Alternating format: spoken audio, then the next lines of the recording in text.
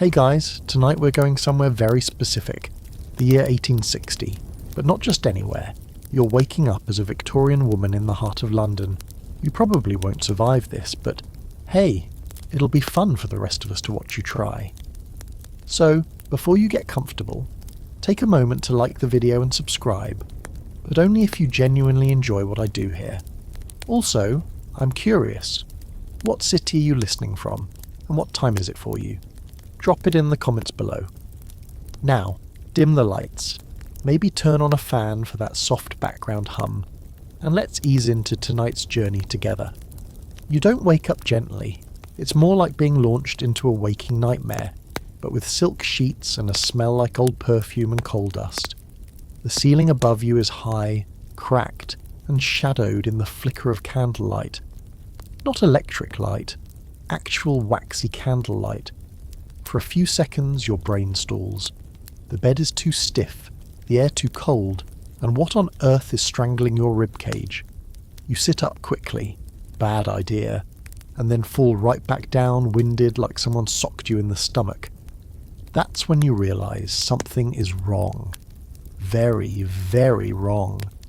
Your chest feels compressed, like you're wearing a Victorian Instagram filter that somehow became self-aware and decided to kill you with aesthetic. You reach down and discover that, yes, your entire torso is wrapped in some horrific fabric cage, a corset, a real one, boning, tight lacing, everything.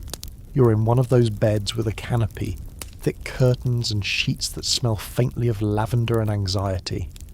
The room is cold, and there's a fire burning in a small grate on the far wall, but it's not doing much except making some decorative crackling sounds. You swing your legs over the edge of the bed, bare feet hit a floor that's surprisingly cold for such a fancy-looking room, and your legs are not quite your legs. Neither is your hair, now falling in unfamiliar curls around your shoulders, or the thin, pale hands resting on your lap. You dart to the mirror on the opposite wall. There's always a mirror in these horror films, right? And stumble a little, your body unsteady, weighed down by layers of whatever it is you're wearing. The mirror confirms it. The woman staring back isn't you, but she is now. Delicate features, deep brown eyes, pale skin that's seen more lace than sunlight. You're probably about 20, maybe 22, and someone clearly took a curling iron, or a servant, and did a whole thing to your hair. You look gorgeous in that I faint at least twice a day and own 6 Bibles kind of way.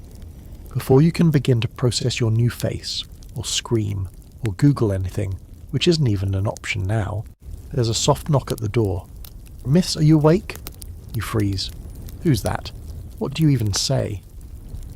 A girl, no older than 14, peeks in through the half-open door, holding what appears to be a pitcher of hot water and a towel. Her eyes widen in relief when she sees you sitting up. "Oh, thank goodness. Your mother was worried you might be unwell again. Should I prepare your dress?" You blink at her, trying to find your voice. "Yes." It comes out awkward and unsure, but it works. She smiles faintly and curtsies, like that's a totally normal way to end a conversation, and disappears again. You're left alone with your own reflection and a rising sense of dread. This is real. It's not a dream, or a prank, or a VR simulation gone rogue. You are, by all appearances, a young Victorian lady, in London, in 1860, and you have no idea who you are, or how you got here, or how the heck you're going to survive with no running water, no phone, and no rights. You search the room, hoping for clues. On the nightstand, a small vial of smelling salts, a lace-trimmed handkerchief, and a worn book of psalms. The name embroidered on the handkerchief reads, Miss Eliza Everley, so that's you apparently. The book beside it has a pressed flower in the middle, and the name, Arthur, written in delicate, masculine script on the inside cover. A boyfriend, a brother, a husband. You have no idea. Everything feels heavy. Not just the clothes or the air or the intense emotional labour of existing in a time period where women are decorative, unpaid interns for life, but the silence. There's no hum of appliances, No car sounds outside, no phones ringing, just crackling fire, the rustle of fabric, and somewhere in the distance the muffled clop of horseshoes against cobblestones. Even the silence has weight here. A new thought creeps in. What if you're stuck? What if this is permanent? And more importantly, do you have to eat porridge now? You remember something from history class, something about Queen Victoria still being on the throne at this point. You're in the heart of the Victorian era, just before the full swing of the Industrial Revolution really unhinges everything. You try to recall dates, events, inventions. Is penicillin a thing yet? No. That's bad. Electricity? Not unless you count static shocks from petticoats. Votes for women? Huh. Not unless you're planning on waiting 60 years and changing your entire personality. Outside your window, fog rolls low across the city.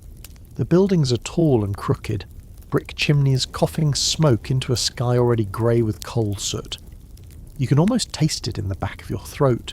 You press your fingers to the glass. It's real. All of it. And it's just the beginning. And here's a fun historical fact for the road. In 1860, corsets were so tight that many women developed misshapen rib cages and fainted regularly. Not from delicate constitutions, but because their lungs had nowhere to expand. Feminine mystique or slow fashionable suffocation? Quirky bonus. Some corsets were made with built-in pockets to smuggle love notes or laudanum, which honestly you might need. Debated fact. Historians still argue whether Victorian women truly believed in the moral superiority of fainting femininity, or if they were just surviving the only way they could, by playing the long game with a broken set of rules. Either way, you're not in Kansas anymore, or Brooklyn, or wherever you went to bed last night. You finally drag yourself toward the mirror again, determined to confront this new face properly. The reflection is slightly different now.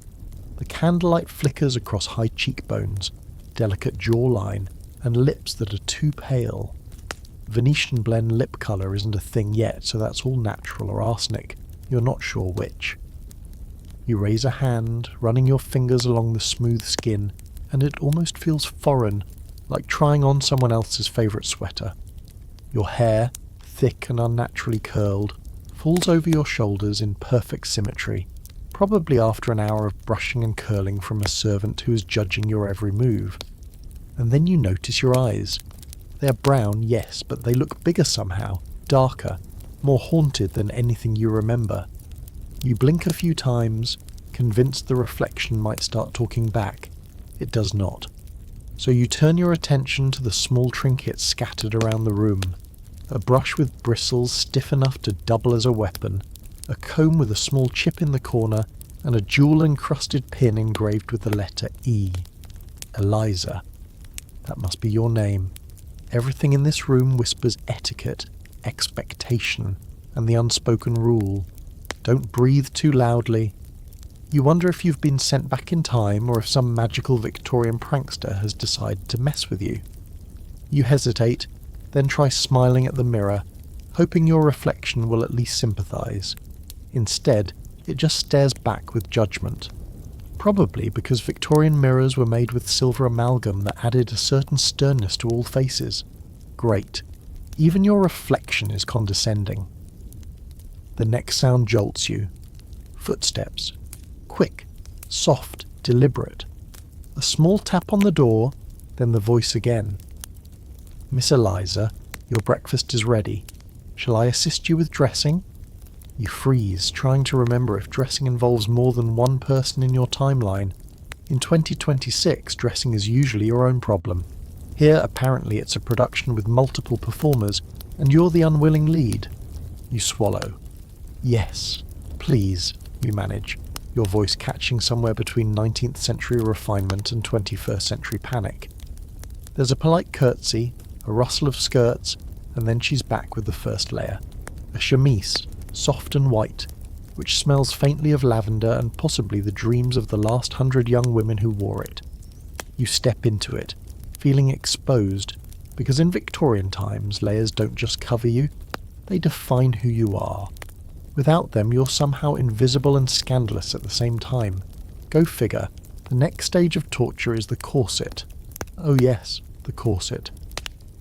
One step inside and you feel the invisible ropes of societal expectation tighten as the maid laces you up, her hands skilled and efficient. You gasp, trying to keep composure. You almost faint, just as the maid predicted. Victorian women fainted at everything. Bad news, good news, too tight dresses, the sight of strong opinions. And now you're beginning to understand why. This isn't a fashion statement. It's a slow, calculated compression of lungs, ribs, and willpower. You make it through with sweat beading your forehead, hands trembling, and a new respect for the women of this era. Historical fact. It wasn't uncommon for women's internal organs to shift slightly due to corset pressure, a fact that seems designed to terrify anyone trying it for the first time.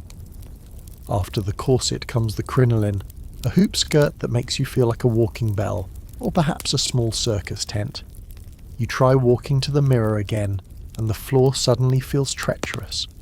The swish of silk, the squeak of wood, the weight of tradition. It's overwhelming. You catch sight of your reflection, and for the first time, you notice the details your 21st century self would never have cared about.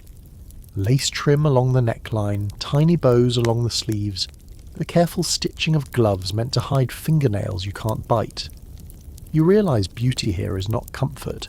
It is an exercise in endurance and patience, and possibly mild masochism. Fringe fact. Some women actually slept in partial corsets just to train their bodies to accept this lifestyle. The thought makes you shudder.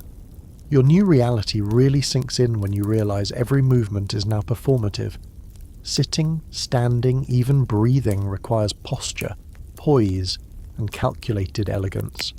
Your hands hover over the table in a delicate arc while the maid fusses over your hair one last time.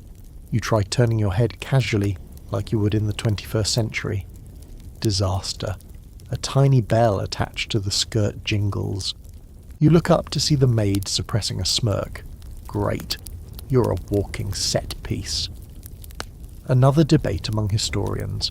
Some argue that women's restrictive clothing was a deliberate method to reinforce social hierarchy, while others suggest it was simply the era's aesthetic obsession, a fashion fad run wild. Either way, your lungs and dignity are the casualties. Breakfast arrives, a silver tray stacked with porridge, thinly sliced bread, and weak tea. You sit trying to figure out which utensil is meant for what. Fork, knife, teaspoon, tablespoon. They all look suspiciously like tiny torture devices. You remember reading that Victorian meals were as much about showing one's social competence as nutrition. Spooning the porridge carefully into your mouth, you discover it's bland and lukewarm, a meal designed for sustenance, not pleasure. Fringe fact. Wealthy families often added a small amount of arsenic or opium to dishes, either for flavour or to improve health. No idea which applies here, but you push your luck anyway. As you take your first sip of tea, the weight of your situation really hits. You're in the middle of a world ruled by social expectation, etiquette books, and a code of conduct that makes you question every previous life decision. You try to imagine your 21st century self navigating a dinner party here, laughing awkwardly at dull anecdotes, hiding your actual opinions, and suppressing every thought that seems too modern, impossible. And yet, this is what thousands of women do every day. You swallow, try to adjust your posture, and remind yourself that survival, mental, physical, and social, may depend on mastering these strange, suffocating rules. Breakfast stretches into a delicate ordeal. You pick at the porridge, chew silently on the bread, and sip the weak tea as though your life depends on not spilling a drop. And maybe it does, because in this house, even minor mistakes are noticed. Every movement is under scrutiny, whether by your maid, your mother, or the faint shadow of invisible eyes from portraits lining the walls. You try to relax, but your fingers twitch, betraying your inner panic. You glance at the silverware again. A teaspoon, a fork, a knife, and a small dessert fork whose purpose is so niche it might as well be a relic from another planet. Each item seems designed to make you second-guess every action. You attempt to cut the bread with the regular knife. Disaster. The maid hovers, lips pressed thin, giving you the look that implies you are completely incapable of existing as a proper lady. You quickly set the utensil down, hoping the act of obedience will buy you mercy. You notice the other women at the table, your mother, distant and formidable, your aunt, subtly judging every bite, and a cousin whose expression is polite but deadly. Conversations are measured. You're expected to respond at exactly the right moment, never interrupt, never overreact, never reveal your thoughts too boldly. Even asking a question is a negotiation of social power. And what do they talk about? Tea temperature, the weather, a visit from a neighbour whose life you will never fully understand. Notably, discussions about politics or science are considered unladylike, and expressing curiosity is frowned upon. Fringe fact: some women secretly read radical pamphlets, smuggling ideas under their skirts or inside books with false bottoms. You wonder if your cousin does this, or if you might try it later. The meal ends, and you're expected to rise gracefully. Easier said than done. The corset and crinoline have joined forces against you, creating a perfect storm of balance issues. You try to stand, wobbling like a newborn deer. The maid silently steadies you, her hand at your elbow, and you realise you're basically helpless in public. Historical fact: Victorian etiquette manuals advised that women should practice sitting, standing and walking in front of mirrors daily to achieve natural elegance. Natural elegance, as it turns out, takes practice, sweat, and minor humiliation. Once breakfast is over, you're ushered to the parlour for what is apparently the social highlight of the morning. Polite conversation with visiting neighbours.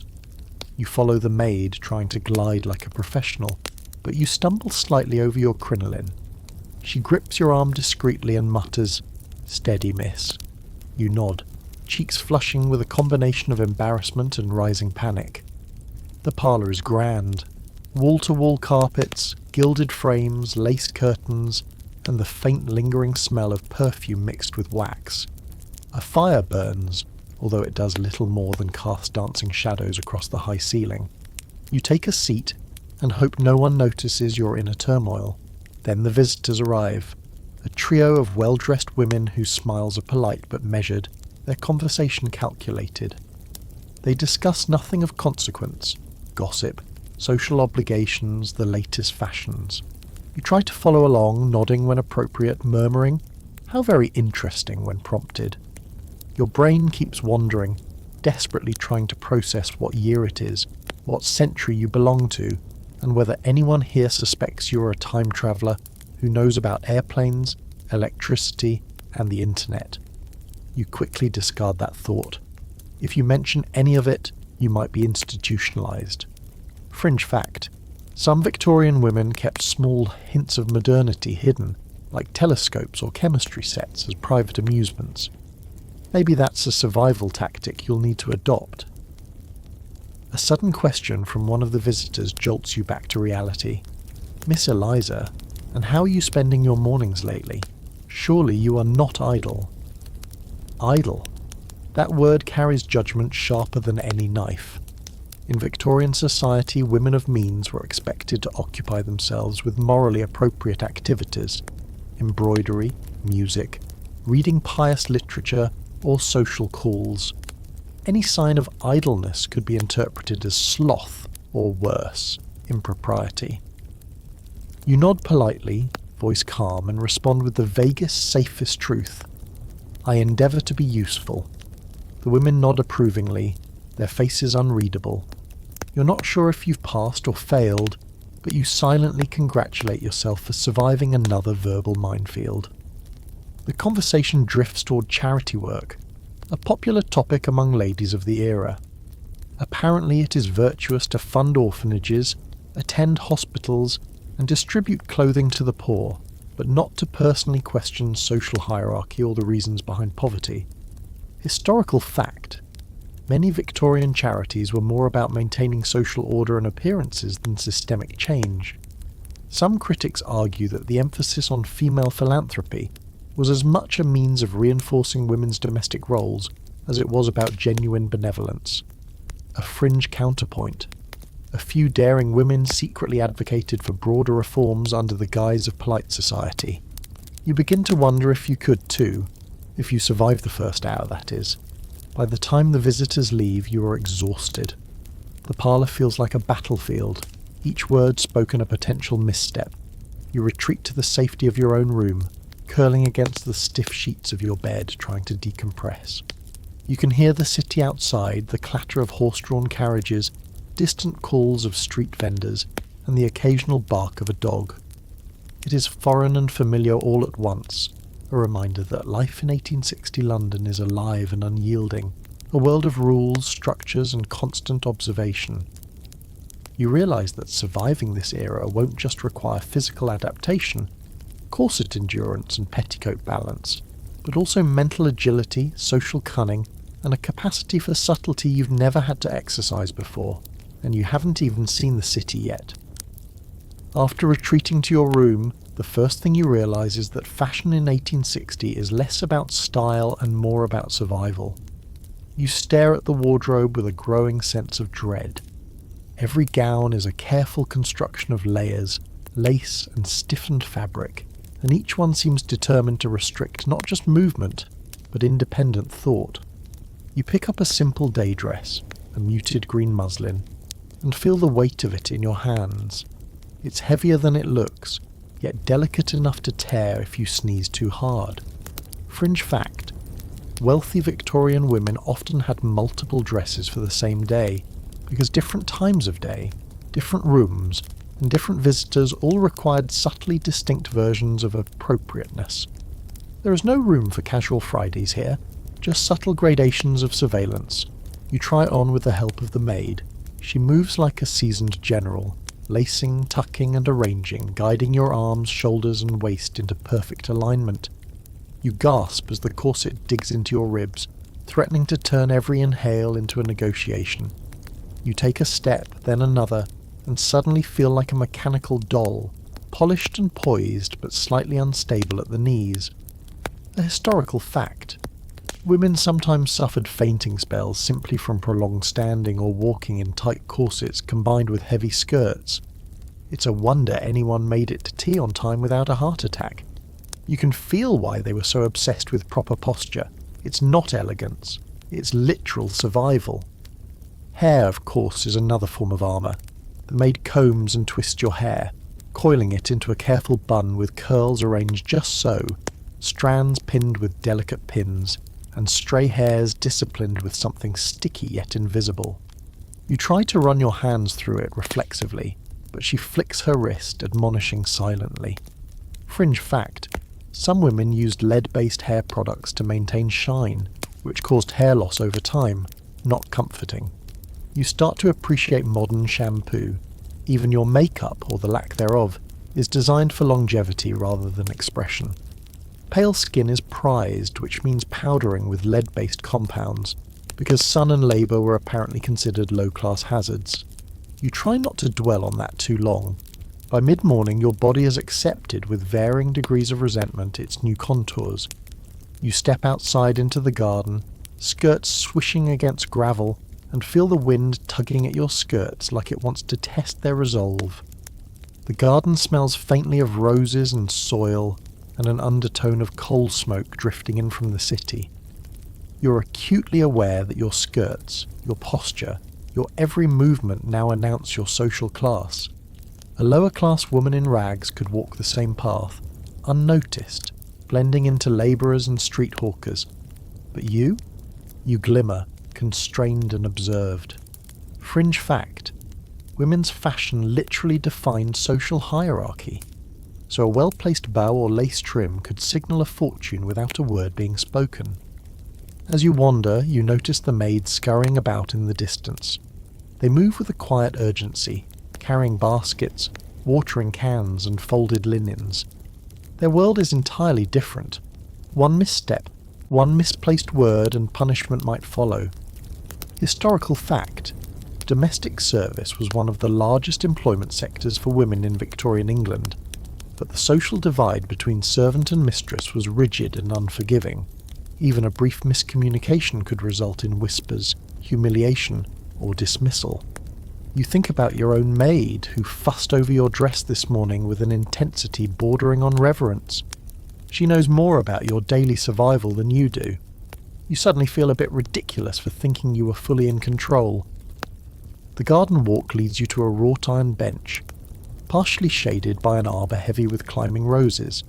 You sit, letting your skirts expand around you like a cage. The world is alive, full of birds, insects, and the faint hum of the distant city. You notice a curious detail. Small mechanical toys lying forgotten near the fountain. They move in strange, jerky motions powered by wind-up mechanisms. You can't help smiling. In some ways, these toys resemble your own predicament, chained to a mechanism not entirely of your choosing, moving according to someone else's design. Fringe fact, wind-up automata were a Victorian obsession, often created to amuse wealthy children and demonstrate mechanical ingenuity. Your parallel is almost too perfect. After a few minutes of contemplation, you hear the distant chimes of a bell. Lunch? Tea? Something formal, no doubt. You rise, feeling the corset pull with every movement. You pause, catching a glimpse of yourself in a garden mirror. The reflection is serene, composed, but you know better. Inside, your mind is racing, calculating, resisting, and panicking in equal measures. You wonder if any of this elegance, this control, could possibly coexist with the chaotic, independent version of you from 2026. Historical debate. Some scholars argue that Victorian women were entirely passive, moulded by societal constraints. Others contend they mastered subversive strategies within these confines, influencing households, marriages, and occasionally politics without overtly breaking decorum. You hope you fall into the latter camp. The garden walk ends abruptly when you're called back inside. You retrace your steps along the gravel path, feeling the weight of skirts, the stiffness of corset, and the careful choreography required to avoid stepping on a rosebush or tripping over your own hem. It's exhausting work. Physical, social, and psychological. You wonder how anyone lived like this day after day without some form of mental collapse. Yet, there's an oddly hypnotic quality to it. The ritual of dressing, walking, bowing, and speaking with precision. It's survival dressed as refinement. Fringe fact. Some historians argue Victorian fashion functioned as a tool of control, regulating women's mobility and reinforcing domestic hierarchies, while others see it as a canvas for subtle rebellion and personal expression, especially for women skilled in navigating societal expectations. You decide that figuring out where you fall in this spectrum might determine your fate. By the time you reach the house, your head is spinning from the exertion of social survival and physical endurance. The doors open, revealing polished floors, lingering scents of tea and candle wax, and a world you're only beginning to understand. You pause briefly, letting your eyes adjust to the lighting, the arrangement of furniture, the subtle choreography of servants and family members alike. You feel both terrified and strangely exhilarated. The Victorian era, it seems, is a cage, but one with endless corridors, secret passageways, and the potential for small acts of rebellion. And somewhere in all of this, you realise you need to figure out how to exist and perhaps even thrive without collapsing under the weight of expectation. Once inside, you're handed something that, at first glance, seems harmless. A small leather-bound book. The maid places it delicately in your hands, curtsies and whispers. "For your instruction, Miss Eliza." You open it and immediately realise it's one of those infamous how to be a proper woman manuals, filled with advice that makes your modern brain short-circuit. A lady should speak softly, but always be heard in matters of propriety. She should maintain grace at all times, even during distress. Grace at all times, even during distress. You glance down at your corseted body and try not to choke on the irony. Fringe fact. Many Victorian manuals included instructions for fainting correctly, how to drop to a chair, how to make one's eyes flutter convincingly, and how to have servants attend without breaking decorum. You make a mental note that mastering fainting could be a crucial survival skill. The first chapter is even worse. It delves into moral obligations. A lady should always maintain her reputation, cultivate gentleness, and refrain from engaging in subjects considered too intellectual, such as politics, economics, or science. Historical fact. These manuals were widely distributed in middle and upper class homes, shaping female behaviour for generations, and some families considered them as essential as prayer books. You flip through the pages, noticing the rigid gender roles codified in paragraph after paragraph. It's like someone distilled every social expectation into tiny, suffocating rules. You start to realise that surviving the Victorian era isn't just about corsets and hoop skirts. It's about mental gymnastics, endless self-censorship, and performing an identity that is socially invisible in its compliance. As you skim further, you come across advice on conversation.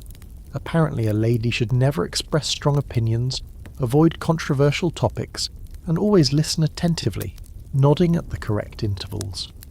Laughter should be gentle and never coarse, one line warns.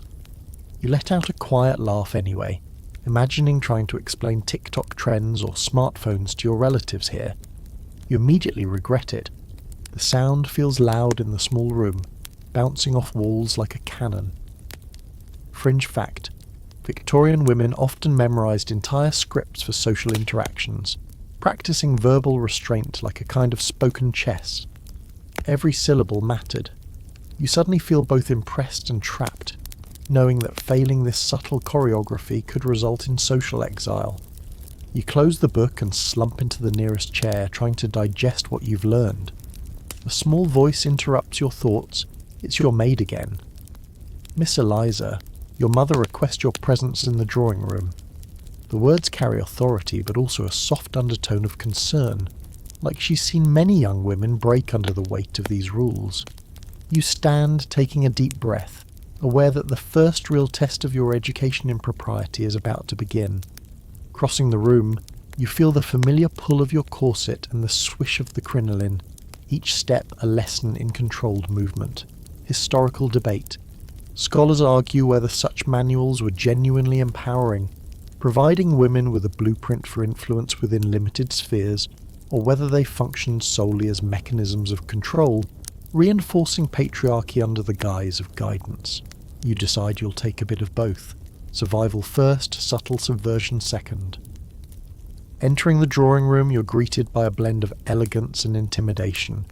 Your mother sits primly, hands folded, her expression a careful balance of concern and expectation. Portraits of ancestors line the walls, eyes seeming to follow your every movement. You feel the weight of generations pressing down, a silent reminder that one misstep could define your reputation for life.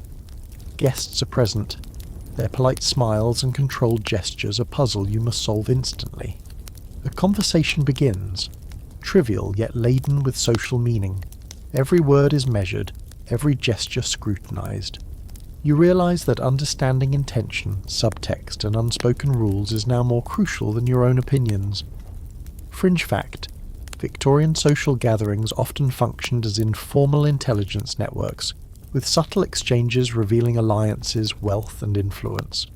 Your ability to read these interactions could mean the difference between social survival and disaster. The first challenge arrives quickly. Your aunt asks a question, seemingly casual. "Miss Eliza, do you have particular interest this morning?" You know the expected answer is something morally acceptable, safe, and non-controversial. You open your mouth, pause, and decide, "I endeavour to pursue literature and music, ma'am. Polite, harmless, correct." The aunt nods with satisfaction, and you feel a small victory coursing through your veins. It's minor, but victories in this world are measured in subtleties.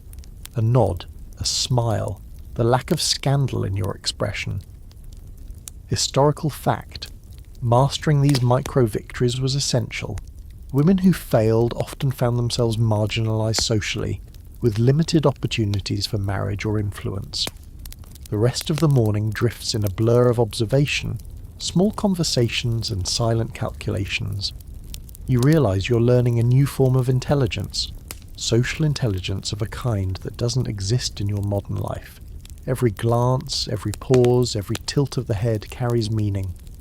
Fringe fact: Victorian women sometimes learned to communicate clandestinely with one another through subtle touches, the positioning of handkerchiefs, or even the way they held their teacups, creating a hidden language within the rigid constraints of propriety. You catch yourself noting these possibilities, considering how to employ such methods to carve out small freedoms in a world designed to limit them. By the time you return to your room, your mind is buzzing. You thought survival would be about clothing and etiquette, but now it's clear. It's mental, strategic, and endlessly taxing. Yet, strangely, you feel a spark of exhilaration. There is a method to this madness, a rhythm you can learn, perhaps even exploit. You sink into the bed, reflecting on the paradox of the Victorian woman, trapped by expectations, yet skilled in navigating them with grace, subtlety, and cunning. You're exhausted, yes, but also slightly in awe, and as you close your eyes, you realise that the day has only just begun. The next morning arrives with a mixture of dread and curiosity. You awaken to the familiar pressure of the corset digging into your ribs, the stiff fabric of your petticoat pressing against your thighs, and the faint scent of lavender wafting from the sheets. Your reflection in the mirror shows a woman both poised and trapped, someone who could faint gracefully at any moment if social decorum demanded it. You stretch carefully, mindful of the hoops and laces, and wonder if modern yoga could have prepared you for this. Fringe fact: some Victorian women practiced exercises specifically to train their bodies to withstand long hours in restrictive clothing without fainting, though results varied widely. You wonder if you should take up their regime, or if mere survival will suffice. Your first challenge of the day comes quickly. The maid brings a basin of warm water and a clean towel, prompting you to wash your face and hands. There's a subtle ceremony to it: dabbing, patting, drying, never rubbing aggressively, because that would ruin the illusion of delicate refinement. Every movement is deliberate, measured, and carefully choreographed. You notice the maid watching your technique, correcting a wrist angle here, a finger tilt there. Historical fact: Victorian etiquette placed enormous importance on gestures and posture, teaching that even the smallest physical movements could reveal one's moral character and social status. A crooked wrist or sloppy hand placement could signal ignorance, sloppiness, or, heaven forbid, impropriety. You frown at the thought and try to master it quickly. Once washed, you're escorted to the breakfast room.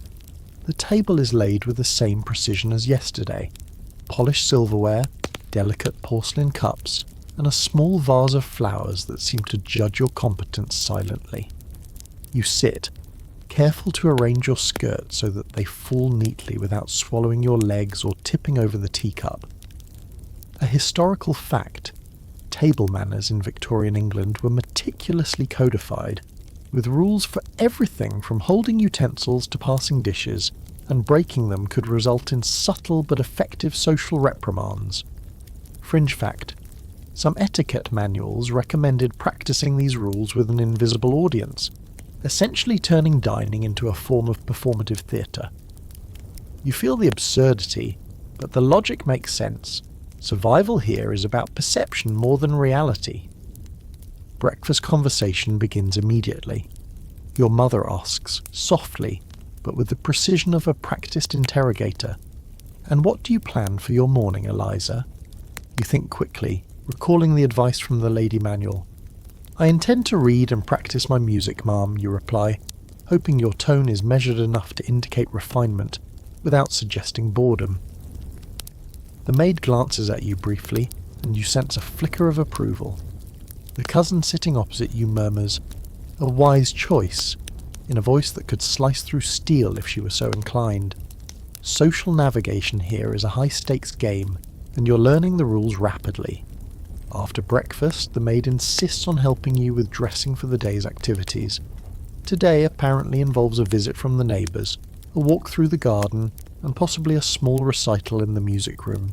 You submit to her guidance, realising that resistance will only prolong the ordeal. The gown she presents is slightly more elaborate than yesterday's.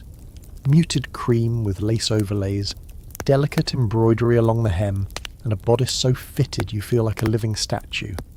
You step into it, and the corset is tightened once more, until your lungs feel compressed, your ribs aligned as if by a drill sergeant. Fringe fact: some women fainted during formal dressings and required immediate assistance to avoid serious injury, which the maids treated as a routine hazard of their duties. You're starting to understand why fainting was glorified in literature. It was practical. Once fully dressed, your hair is styled into another intricate bun, secured with combs and pins that glint faintly in the sunlight streaming through the window. You glance in the mirror, noting the meticulous arrangement of curls framing your face. The reflection shows elegance, composure, and silent compliance, but also the smallest spark of rebellion. Your modern eyes, alert and questioning, peering out from beneath the carefully arranged hair. Historical fact: upper-class women's hair was a crucial part of social identity, signalling marital status, age, and propriety. Fringe fact: some women used hair arrangements as subtle codes to convey flirtation, alliance, or even political sympathies without saying a word. You realise there may be room to communicate quietly, even under strict surveillance. As you move through the morning, you notice something you hadn't before. The servant class is hyper-aware, moving like shadows through the manor, performing complex tasks without drawing attention to themselves. You watch the housekeeper coordinate the maids with silent gestures, and suddenly it clicks. These women are the true managers of the household. They understand the rhythms of the house, the moods of the family, and the intricate dance of etiquette. Historical debate. Some scholars argue that Victorian servants had far more influence over the daily operations of upper-class households than is usually acknowledged, effectively running the household behind the scenes. Fringe observation: many households relied on subtle manipulations by servants to maintain order, sometimes more efficiently than the lady of the house herself. You begin to appreciate that your survival may depend on alliances with these quietly powerful figures. By late morning, you're exhausted but oddly alert. Your body aches in unfamiliar ways, your lungs complain under the corset's restraint, and your mind is racing to adapt. Yet, there's a strange thrill to the discipline, a rhythm to the rigid social expectations that, once understood, feels almost navigable. You sit near a window, listening to the distant clatter of horse-drawn carriages on cobblestones, the calls of street vendors, and the muffled hum of the city, realizing that life in 1860 is a careful negotiation of space, appearance, and conduct. The day has only begun, and already you understand. Surviving as a Victorian woman isn't about rebellion. It's about observation, calculation, and subtle adaptation. And maybe, just maybe, you can carve out some small corner of autonomy for yourself within this ornate, suffocating world. The drawing room is a symphony of social expectation when you enter, the kind of quiet tension that would make a modern-day cocktail party feel like a rock concert. The walls are lined with portraits, gilded frames catching the morning light in sharp flashes. Each painting depicts a stern ancestor with carefully groomed hair, piercing eyes, and the subtle suggestion that any misstep you might make will be remembered for generations. You pause in the doorway, feeling the weight of history press against your shoulders, the corset digging deeper, as if to remind you that your body, like your reputation, is under constant surveillance. Historical fact: Victorian drawing rooms were specifically designed to project wealth, status, and moral authority. They were stages for social theatre, where every visitor's behaviour was noted and subtly judged.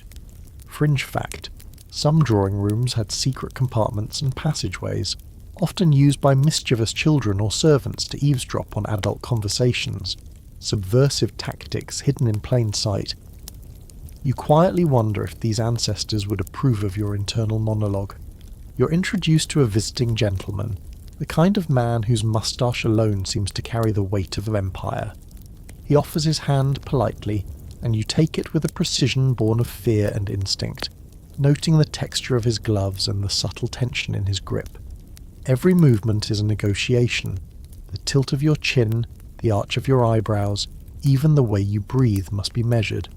Fringe fact: men's gloves in this era weren't just accessories, they were almost ritualistic instruments of control in polite society, often signalling status, intent, and breeding. Historical debate. Scholars argue about the degree to which Victorian social interactions were performative versus genuinely polite. Some suggest that behind every curtsy and handshake lurked a complex game of dominance and alliance. Others argue these were simply extensions of habit and upbringing. Either way, you feel uncomfortably exposed, acutely aware that one misstep could ripple outward, altering perceptions permanently. Conversation begins with small talk, the safe kind that borders on trivial. Weather, family, minor social events. You nod, smile, murmur polite responses, but your mind, trained in a modern era of blunt honesty and instant information, starts spinning with questions. How do people remember all this? How can anyone measure nuance to such a degree without going mad? You notice the guest's eyes flicker toward your mother at the smallest verbal cues, as if testing your compliance, and you realize survival here isn't just about physical comportment. It's about signalling obedience while secretly calculating your own strategies.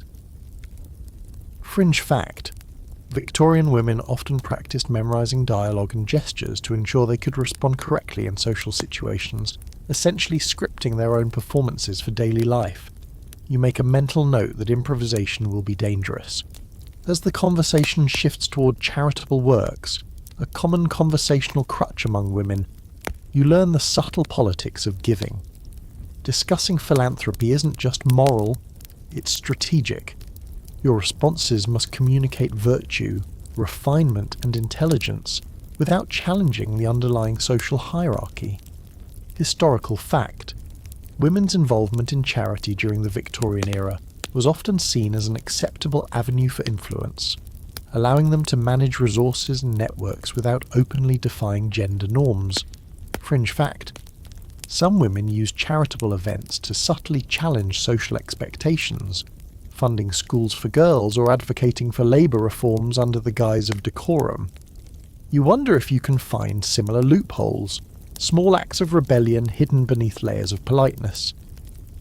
The gentleman begins discussing travel, safe, non-controversial topics, but you notice the way his eyes dart toward your response. Every word is weighed, every pause is examined. You realize that in this society words are weapons, shields, and tools for negotiation. Misstep and your social position could be compromised. The skill of measured conversation becomes immediately clear. You're learning a new kind of intelligence, one that requires constant awareness of how every gesture, glance, and inflection can be interpreted. Fringe fact: some Victorian etiquette books instructed women on exactly how to modulate their voices for maximum social effect, including pitch, cadence, and emphasis. Your voice, which once expressed freedom, must now become a finely tuned instrument of social navigation. By the time the visit concludes, you are mentally drained. You retreat to your room, feeling both exhausted and exhilarated. The room, once oppressive, now feels like a safe haven, a place to shed the mask, if only briefly.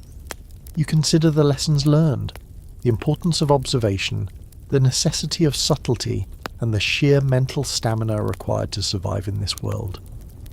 Historical debate.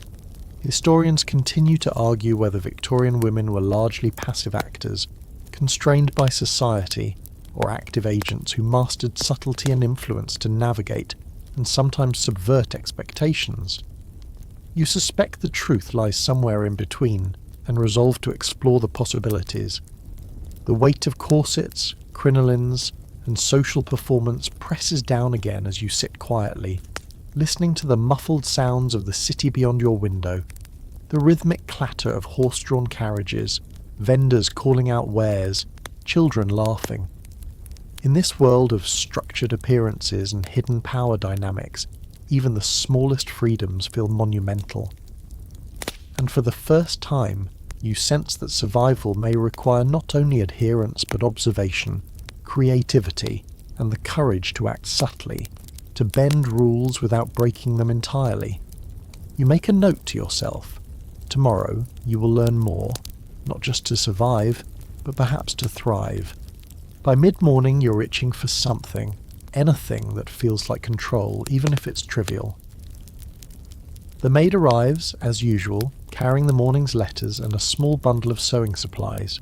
You take the letters first, unfolding them carefully. The ink smells faintly of iron and soot, and the handwriting, precise and flourished, feels like a foreign language you're just beginning to decode. Historical fact, letter writing in Victorian England was both an art and a necessity, with strict conventions governing salutations, phrasing, and even penmanship, especially among the upper classes. Fringe fact, some families kept secret codes in correspondence, subtly signalling distress, approval, or clandestine news. You glance at the letters, wondering if you might learn a thing or two from these hidden communications. The first letter is from a distant relative, politely inquiring after your health and social endeavours. You scan the words carefully, noting the expectation embedded in every sentence. Be polite, be grateful, and above all demonstrate accomplishment without ostentation. Even simple updates are framed as miniature performances of refinement. You notice one curious line about a charitable event in the neighbouring parish, and the way it's phrased makes it clear the sender expects your attendance. Fringe fact, women were often sent to charity events not just to do good, but to be observed and evaluated by social superiors. The more you read, the more you realise survival here is as much about appearances as it is about moral or practical action. Next, you glance at the bundle of sewing supplies. You realise that needlework is not merely decorative, it is an essential skill for upper-class survival. You open the box and see threads of every colour, embroidery hoops, and partially completed samplers.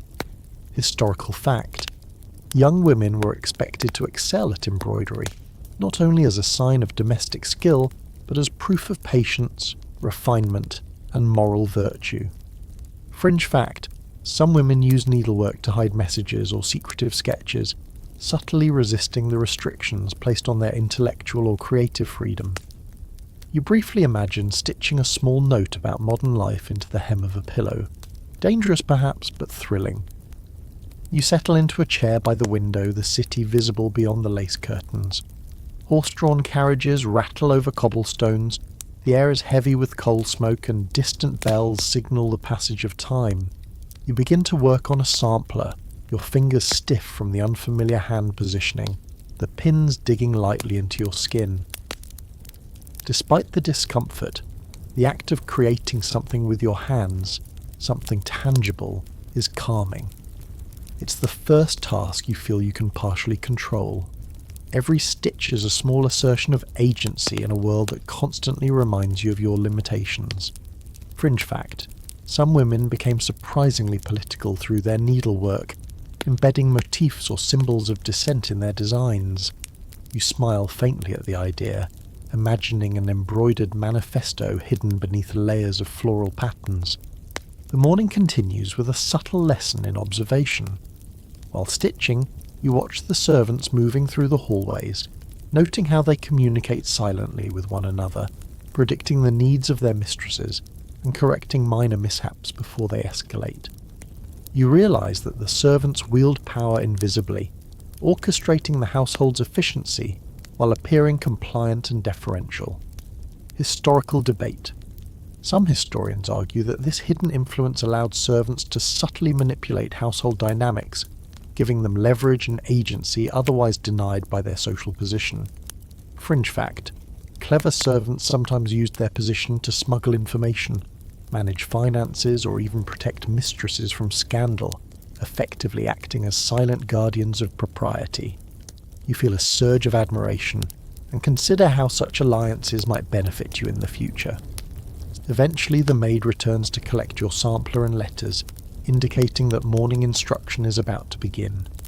She gently reminds you of your posture, the angle of your shoulders, and the tilt of your chin, every detail a subtle but persistent exercise in control. You rise, feeling the corset pinch anew, and follow her down the hallway to a room filled with books, music, and the faint scent of beeswax on polished wood. Historical fact. Private instruction for young women often included music, literature, and moral philosophy, designed to cultivate intellect without overtly challenging societal norms. Fringe fact. Some families included secret instruction in sciences or foreign languages for daughters, trusting that these skills might one day provide subtle leverage in marriages or household management. You take a deep breath, bracing yourself to absorb yet another layer of the Victorian social maze. By the time you're seated in the lesson room, you feel a mixture of exhaustion and anticipation. Every day seems designed to test your endurance, awareness, and subtle intelligence. The lesson begins with piano practice, but as your fingers strike the keys, you notice your mind wandering, cataloguing everything. The way the light falls across the ivory keys, the sound of the maid moving softly behind you, the distant hum of the street outside. Every detail matters. Survival here is not just a physical challenge, it is a constant negotiation between observation, subtlety, and creativity. And in the quiet moments, when no one is watching, you realize that perhaps this world, rigid, restrictive, and suffocating, is also a canvas. The question becomes, how much of yourself can you imprint upon it without breaking?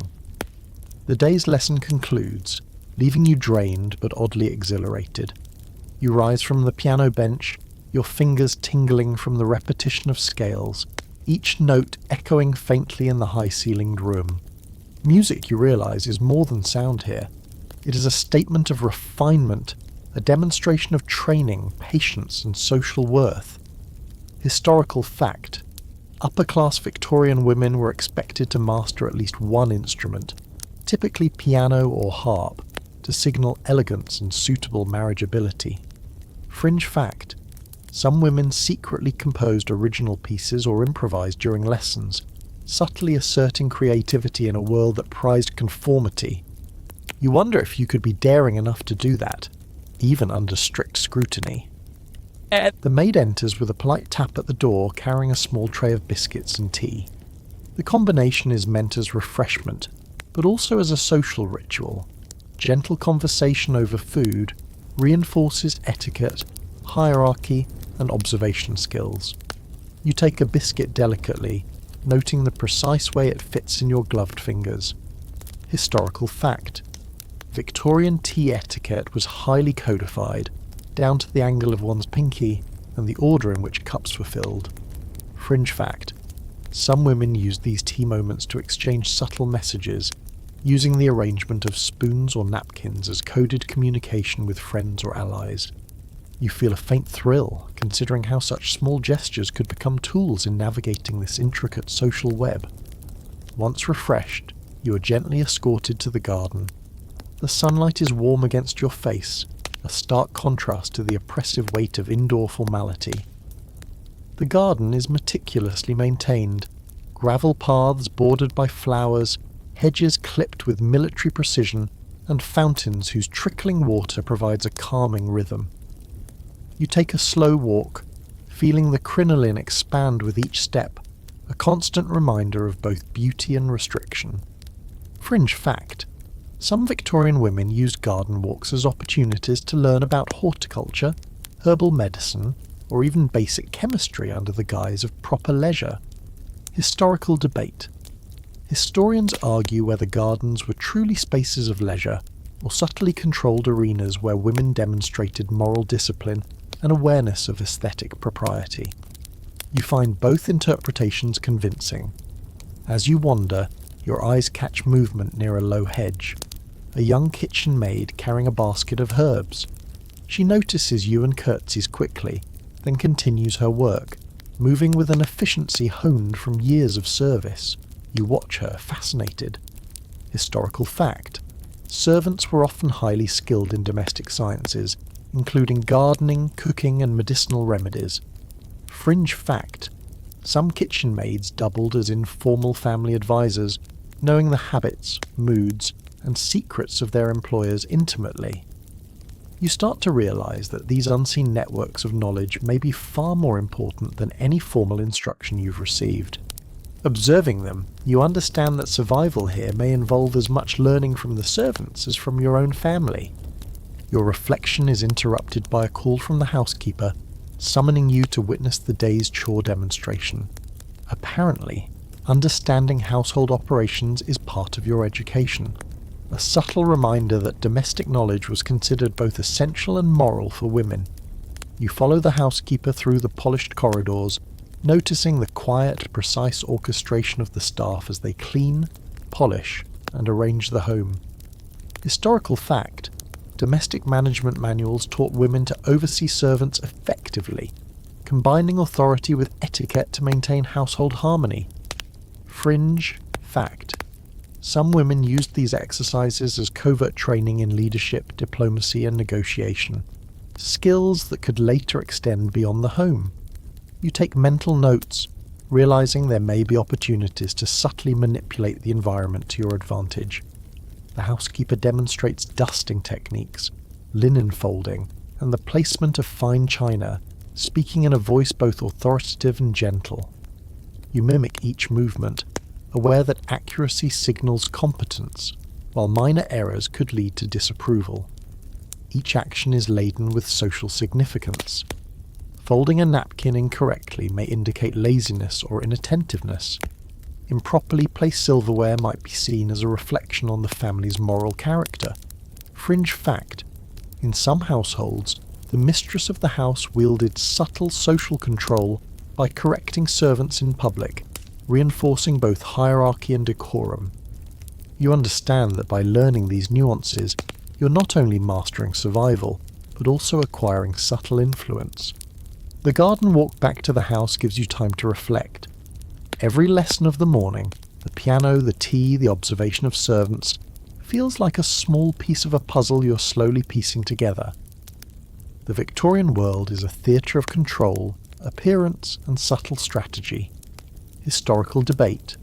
Scholars continue to examine the extent to which women actively shaped their own roles within this system versus being entirely shaped by societal expectation. You feel a growing sense of determination. Perhaps you can find a way to navigate the rules without surrendering entirely to them. Fringe observation. Clever women often found small creative loopholes in etiquette, fashion, and domestic duty to assert personal agency subtly. You make a mental promise to yourself to notice, learn, and exploit these openings whenever possible. By the time you reach your room, the sunlight is shifting, casting long shadows across the polished floor. You sit by the window, reflecting on your day, aware of the exhaustion that comes from both physical confinement and mental vigilance. Survival here demands constant attention, adaptability and creativity. Yet you also feel a spark of excitement. This world, so rigid and constricting, offers hidden patterns, subtle openings, and opportunities for ingenuity. And as the day stretches onward, you realise that each small victory, observation, and learned nuance may become essential to not only surviving, but thriving in this peculiar Victorian existence. Your next challenge arrives with the afternoon's arrival of the family physician. He's a man of precise manners and a surprisingly piercing stare, carrying a black leather satchel that seems to contain both tools and subtle judgment. You're reminded instantly that medicine in 1860 is a precarious mix of observation, guesswork, and occasionally outright danger.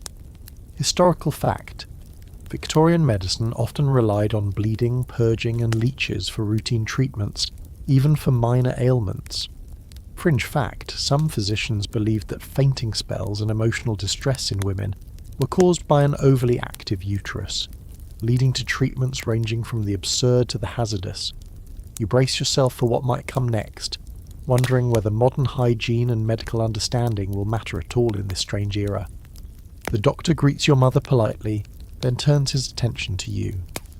He asks a series of questions in a measured tone, his eyes flicking from your face to your posture, to the angle of your wrists, and even the colour of your lips.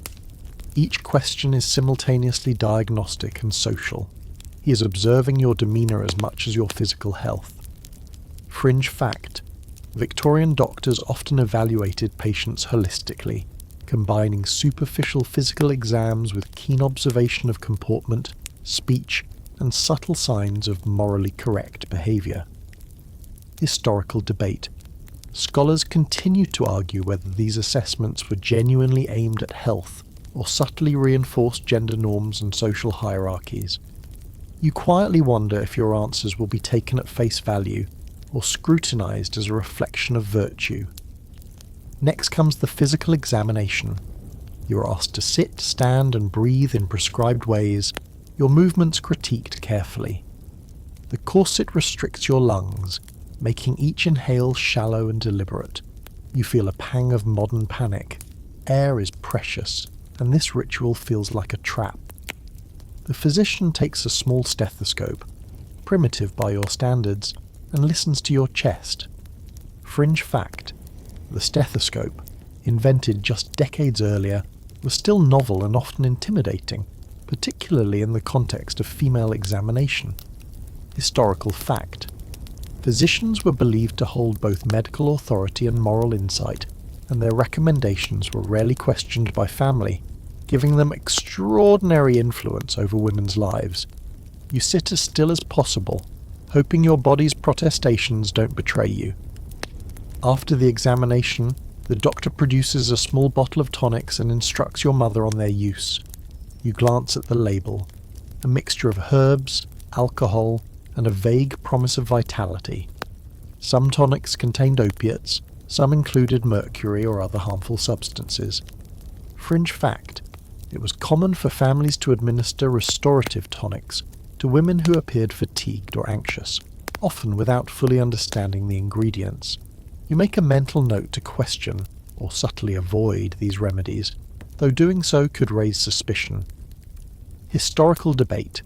Medical historians argue whether these treatments reflected genuine care or were a reflection of gendered assumptions about female frailty and emotional instability. You're beginning to realise just how much danger lurks in the ordinary routines of this era. The doctor's visit ends with a set of instructions: daily walks, moderate exercise, and occasional applications of liniments to maintain proper health. He departs, leaving a lingering scent of alcohol and leather behind, along with a heavy sense of scrutiny. You exhale slowly, grateful to be left alone, though your mind races. Fringe fact: some Victorian physicians advise periodic fresh air therapy for young women, which could mean walking under supervision or performing light gardening, activities that were ostensibly healthy, but also allowed men to monitor women's activities outside the home. Historical fact: health advice often reflected the broader societal goal of moulding women into morally, physically and socially appropriate citizens. You pause, realising that even seemingly mundane advice is a form of subtle control. The remainder of the afternoon is spent in quiet observation and reflection. You return to your room, removing layers of restrictive clothing with careful precision. Each corset hook, petticoat layer, and bodice seam is undone in a ritualistic manner that feels both liberating and exhausting. You run your fingers over your reflection in the mirror, noticing the contrast between physical relief and mental strain. The day has demanded patience, attention, and obedience, and yet you feel a sense of cautious accomplishment. Historical debate. Some historians argue that the constant physical constraints on women, combined with societal pressures, created resilience and strategic intelligence in navigating restricted environments.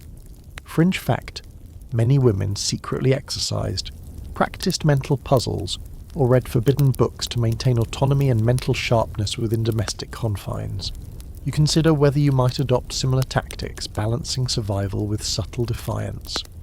By the time the sun begins to shift, casting long shadows across the room, you sit quietly by the window, sipping tea and reflecting. The Victorian world is a carefully orchestrated dance of power, observation, and subtle resistance. Every interaction, every gesture, and every word carries layers of meaning, and survival requires both physical endurance and strategic foresight. You realise that your modern instincts, curiosity, adaptability, and critical thinking, are your greatest tools. If you can apply them within these constraints, you might not only survive but carve a small corner of freedom for yourself in this structured, suffocating society. And yet, the day has left you profoundly aware of how fragile that freedom could be. By late afternoon, your thoughts inevitably drift toward one of the least discussed but most confounding aspects of being a Victorian woman: monthly troubles. You've heard vague whispers from servants, and a few guarded hints in the manuals, but the reality is far more invasive than you anticipated. You feel a strange tightness, a sudden sense of heaviness that makes a movement uncomfortable. Historical fact: menstruation in Victorian England was shrouded in secrecy, often treated as a private crisis, with women advised to hide symptoms and maintain composure at all costs. Fringe fact: some households used perfumed cloths or herbal concoctions not only to manage symptoms but also as a subtle form of social control, ensuring women remained discreet about their own bodies. You shiver slightly, realising that this too is a part of daily survival. You retreat to your bedroom, a place that now feels simultaneously safe and confining, and sit on the edge of the bed, trying to manage the unfamiliar sensations. The corset presses harder than usual, crinolines pinch unexpectedly, and every movement becomes a negotiation between discomfort and propriety. You wonder how women of this era managed it week after week, year after year. Fringe fact: some Victorian doctors advised extreme measures for menstrual pain, including bleeding, purging, or the use of opiates, often with little understanding of actual physiology. Historical debate: scholars argue whether such treatments reflected genuine medical ignorance or a broader societal desire to control women's bodies and enforce conformity to social norms. You take slow, deliberate breaths, mentally calculating how to survive both physically and socially. The maid knocks softly, carrying a small basket of supplies: cloth pads, clean linens, and herbs for comfort. You accept them with as much grace as you can muster, feeling both relief and embarrassment. She says nothing, only adjusts your skirts and offers a discreet nod, leaving the room quietly. You marvel at the silent efficiency of the servants, their ability to manage not just the household, but the private lives of everyone within it. Fringe fact: some kitchen maids and housekeepers were entrusted with deeply personal knowledge of the ladies they served, from medical needs to secret correspondence, effectively acting as confidants and protectors, in ways society rarely acknowledged. You start to understand that survival may hinge not only on your own skill, but also on cultivating trust and subtle alliances. To distract yourself, you open a book from your bedside table, a collection of Victorian poetry. The words are delicate, filled with flowery language and moral overtones, yet there is a quiet power in the writing, a subtle rebellion in the form of metaphor and emotion. Historical fact: literature was one of the few socially sanctioned outlets for women to explore complex ideas, emotional depth, and moral reasoning, even when public expression was heavily restricted. Fringe fact: some women wrote entire journals or even short stories in code, embedding critiques of society, marriage, and gender roles that could be safely hidden from prying eyes. You feel a spark of connection with these hidden voices, wondering if you might do something similar in your own limited way.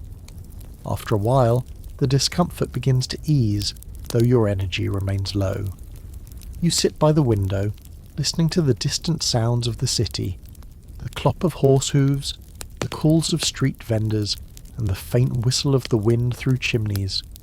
You notice the subtle rhythms of life outside, the way the coal smoke hangs low in the sky, the children playing in the alleyways, the carriage drivers shouting directions.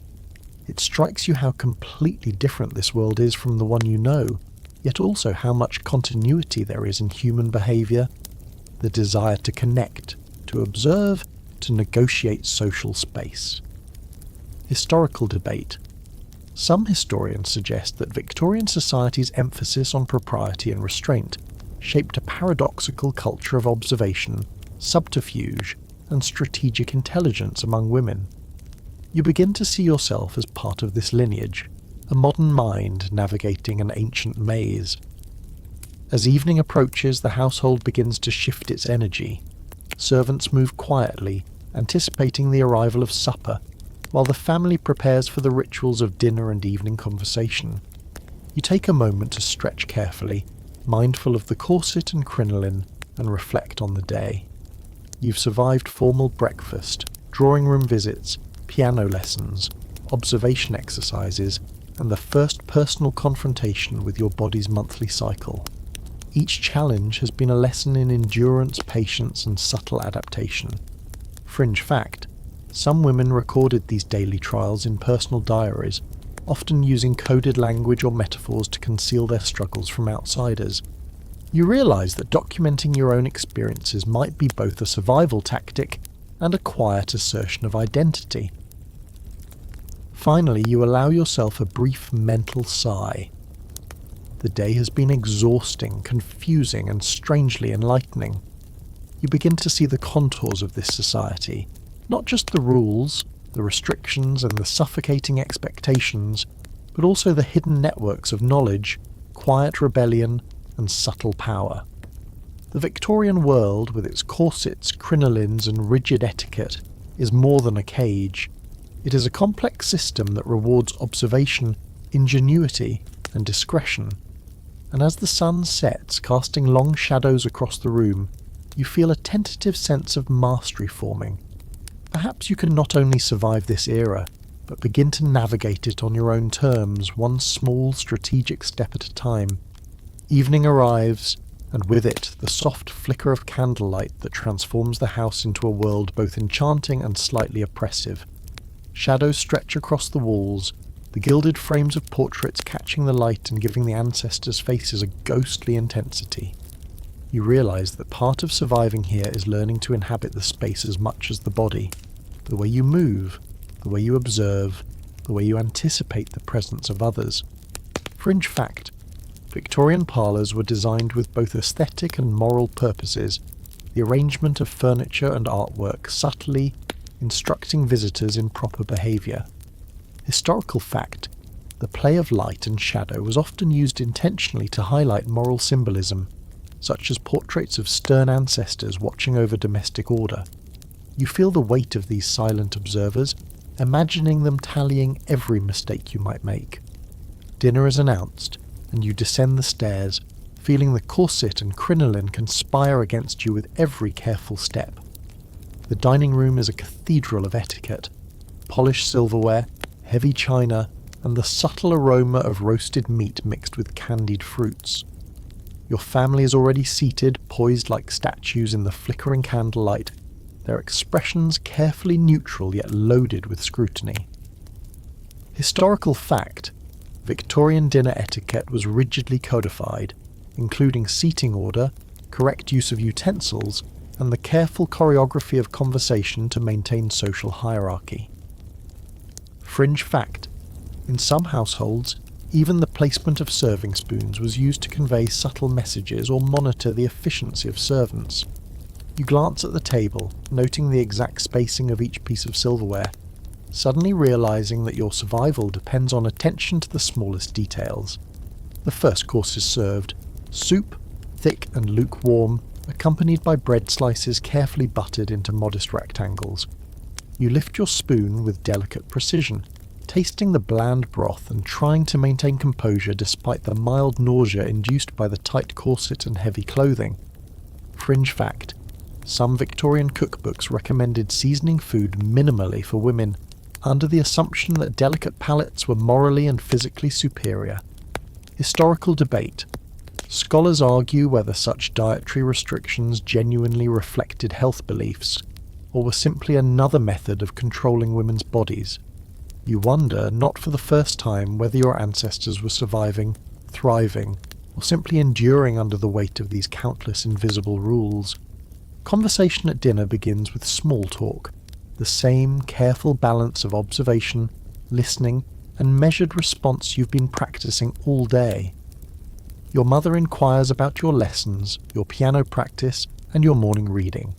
You respond with polite brevity, noting your accomplishments without exaggeration, striving for the elusive balance between humility and competence. Fringe fact: women often memorized conversational scripts to ensure they could respond correctly in social situations, a skill considered as important as needlework or musical training. Historical fact: missteps in speech or posture could have real consequences, potentially affecting marriage prospects, social standing, or even familial relationships. You silently congratulate yourself for navigating the opening rounds unscathed, aware that the true test of social agility has only just begun. A distant cousin interjects with a story of a recent charity visit, describing in detail the children they aided and the careful presentation of gifts.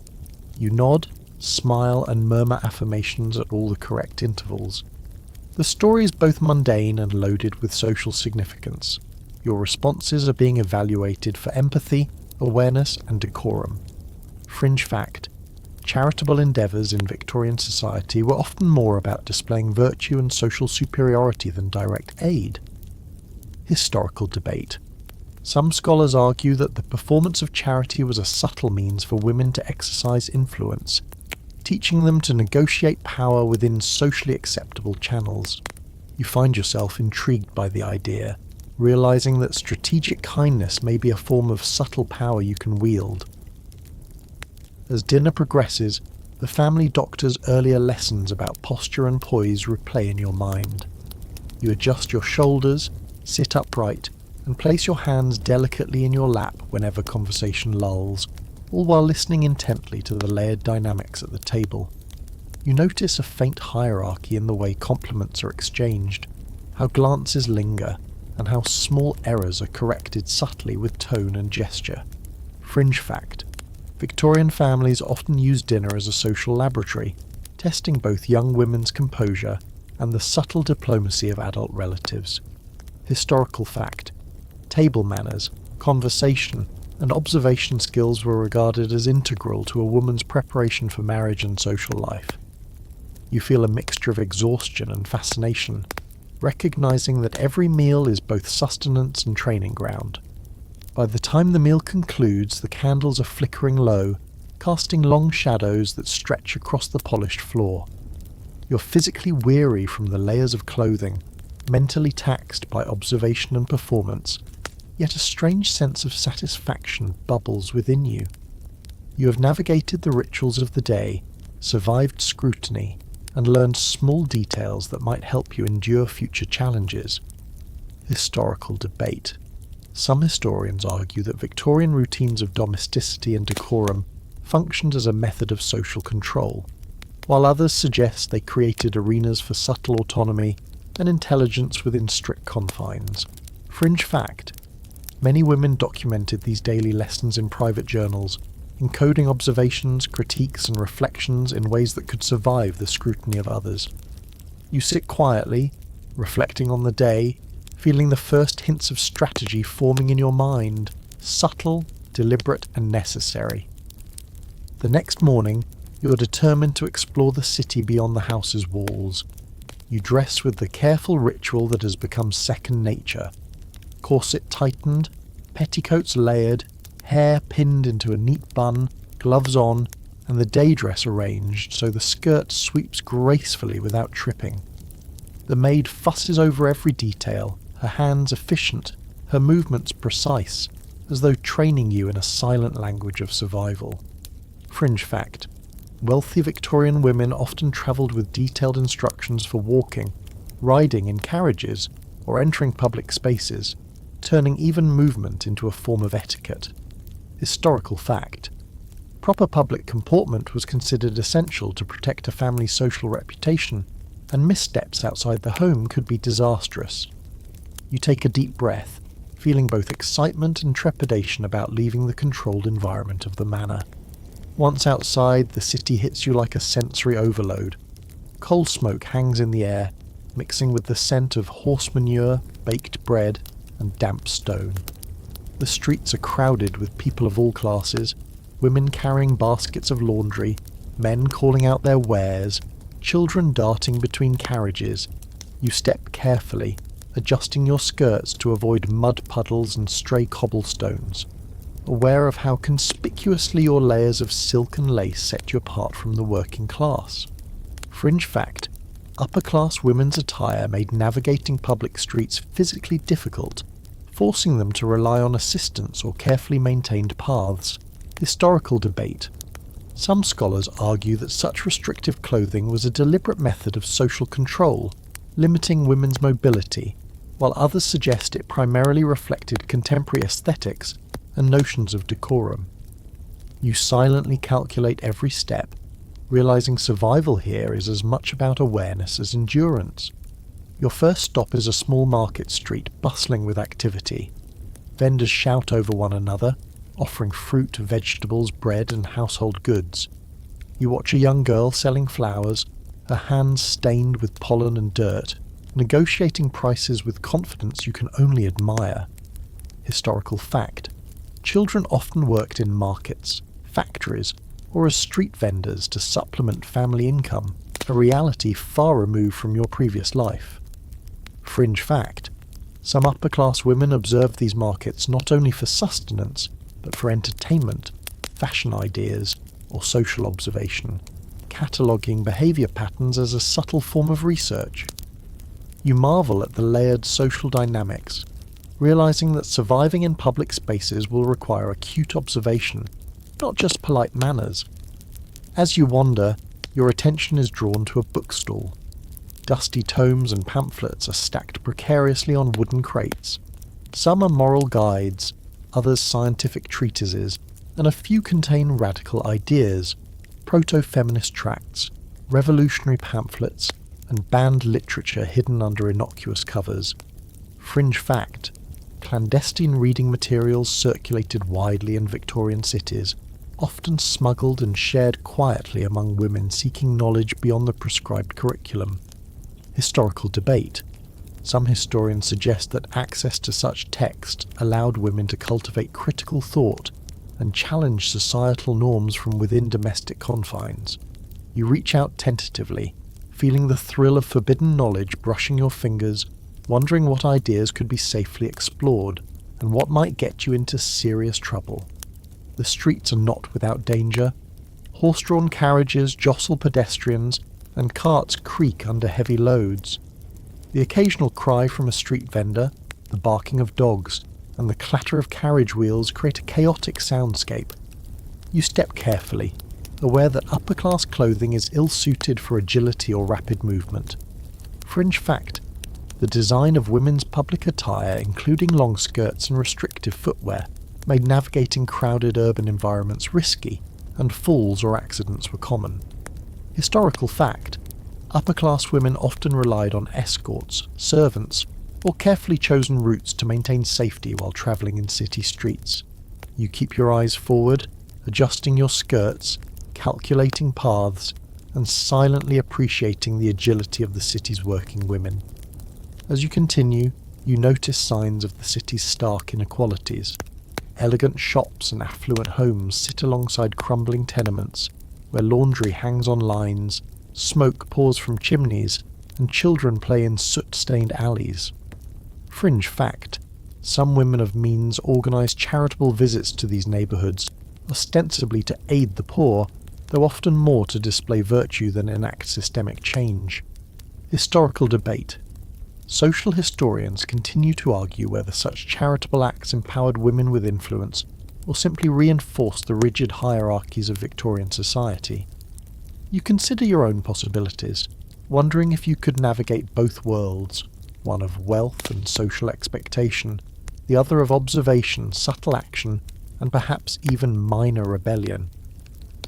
By mid-afternoon, your feet ache, your lungs protest under the corset, and the bustle of the city leaves you both exhausted and exhilarated. Yet the experience is illuminating. The world outside the manor is chaotic, vibrant, and full of subtle lessons. How people interact, how space is negotiated, and how appearances dictate behaviour. You realise that surviving as a Victorian woman isn't merely about mastering etiquette indoors. It's about awareness, strategy, and the ability to blend observation with action in unpredictable environments. Fringe fact: some Victorian women kept mental maps of neighbourhoods, routes, and social patterns, using these to navigate public spaces safely and strategically.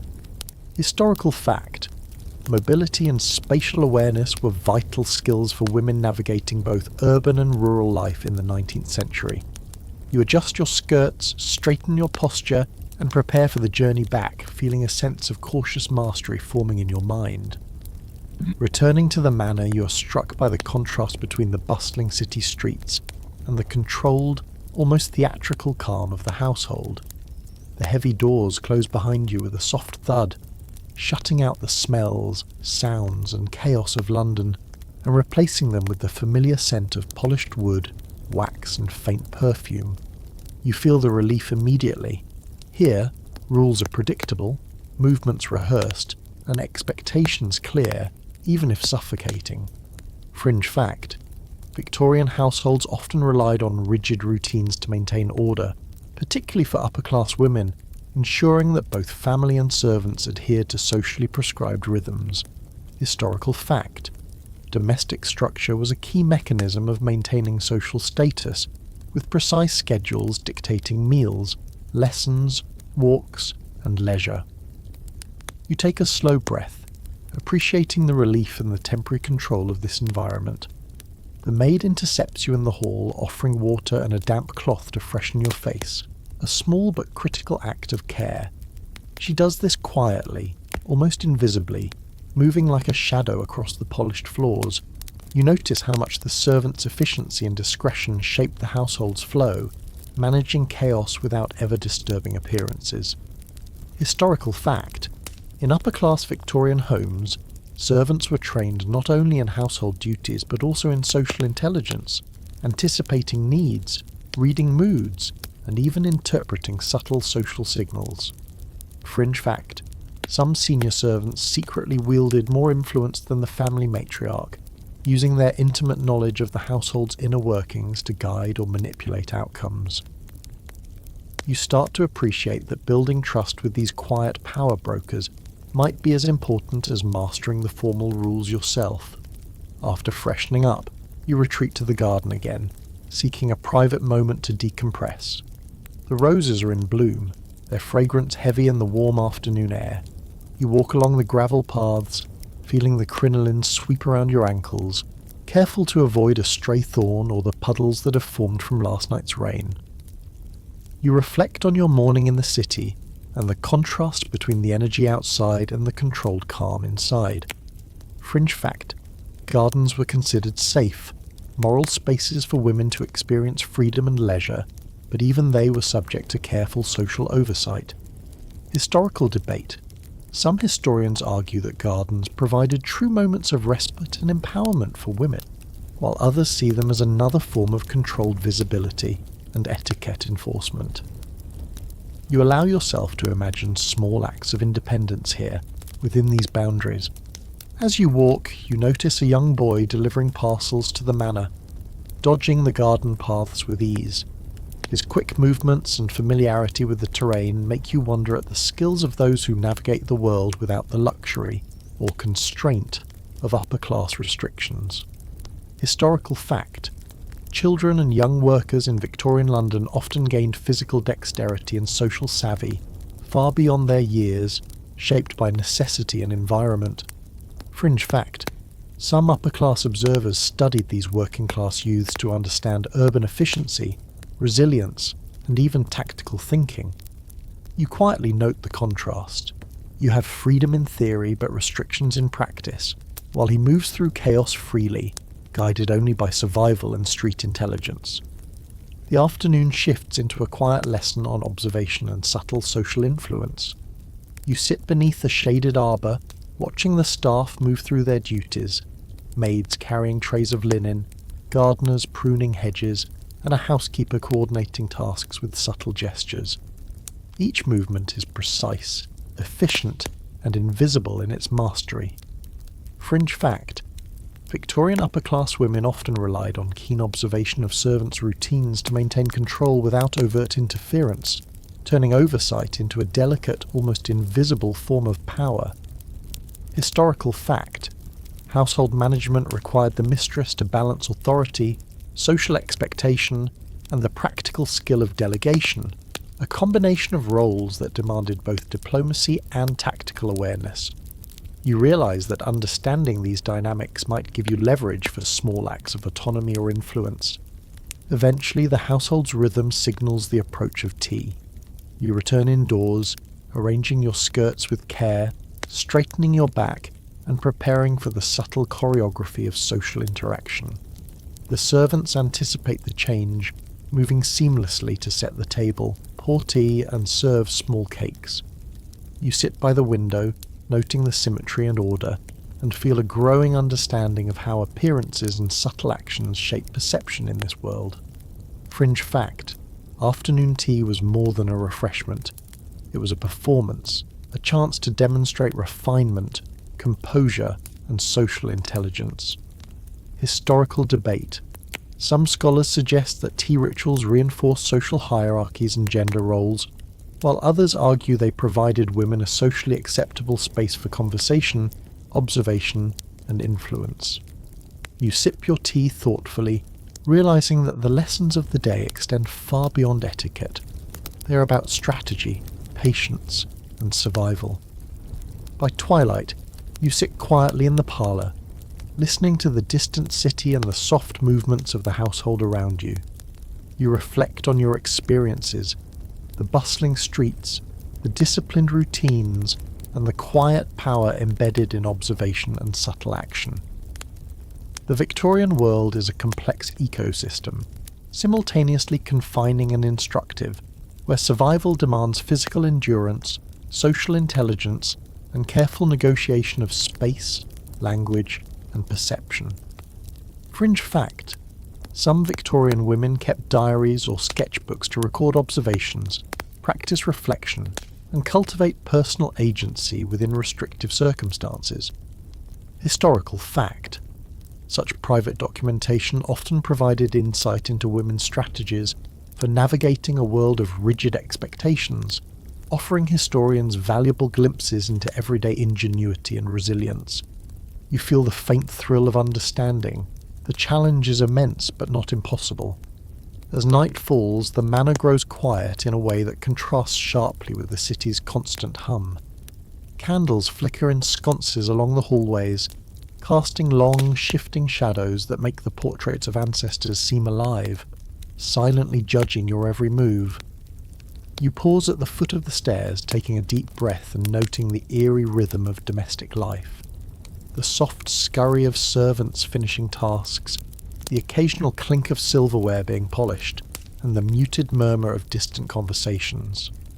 Fringe fact: Victorian households relied heavily on invisible orchestration, with servants moving almost like actors behind the scenes to ensure the family's public image remained impeccable.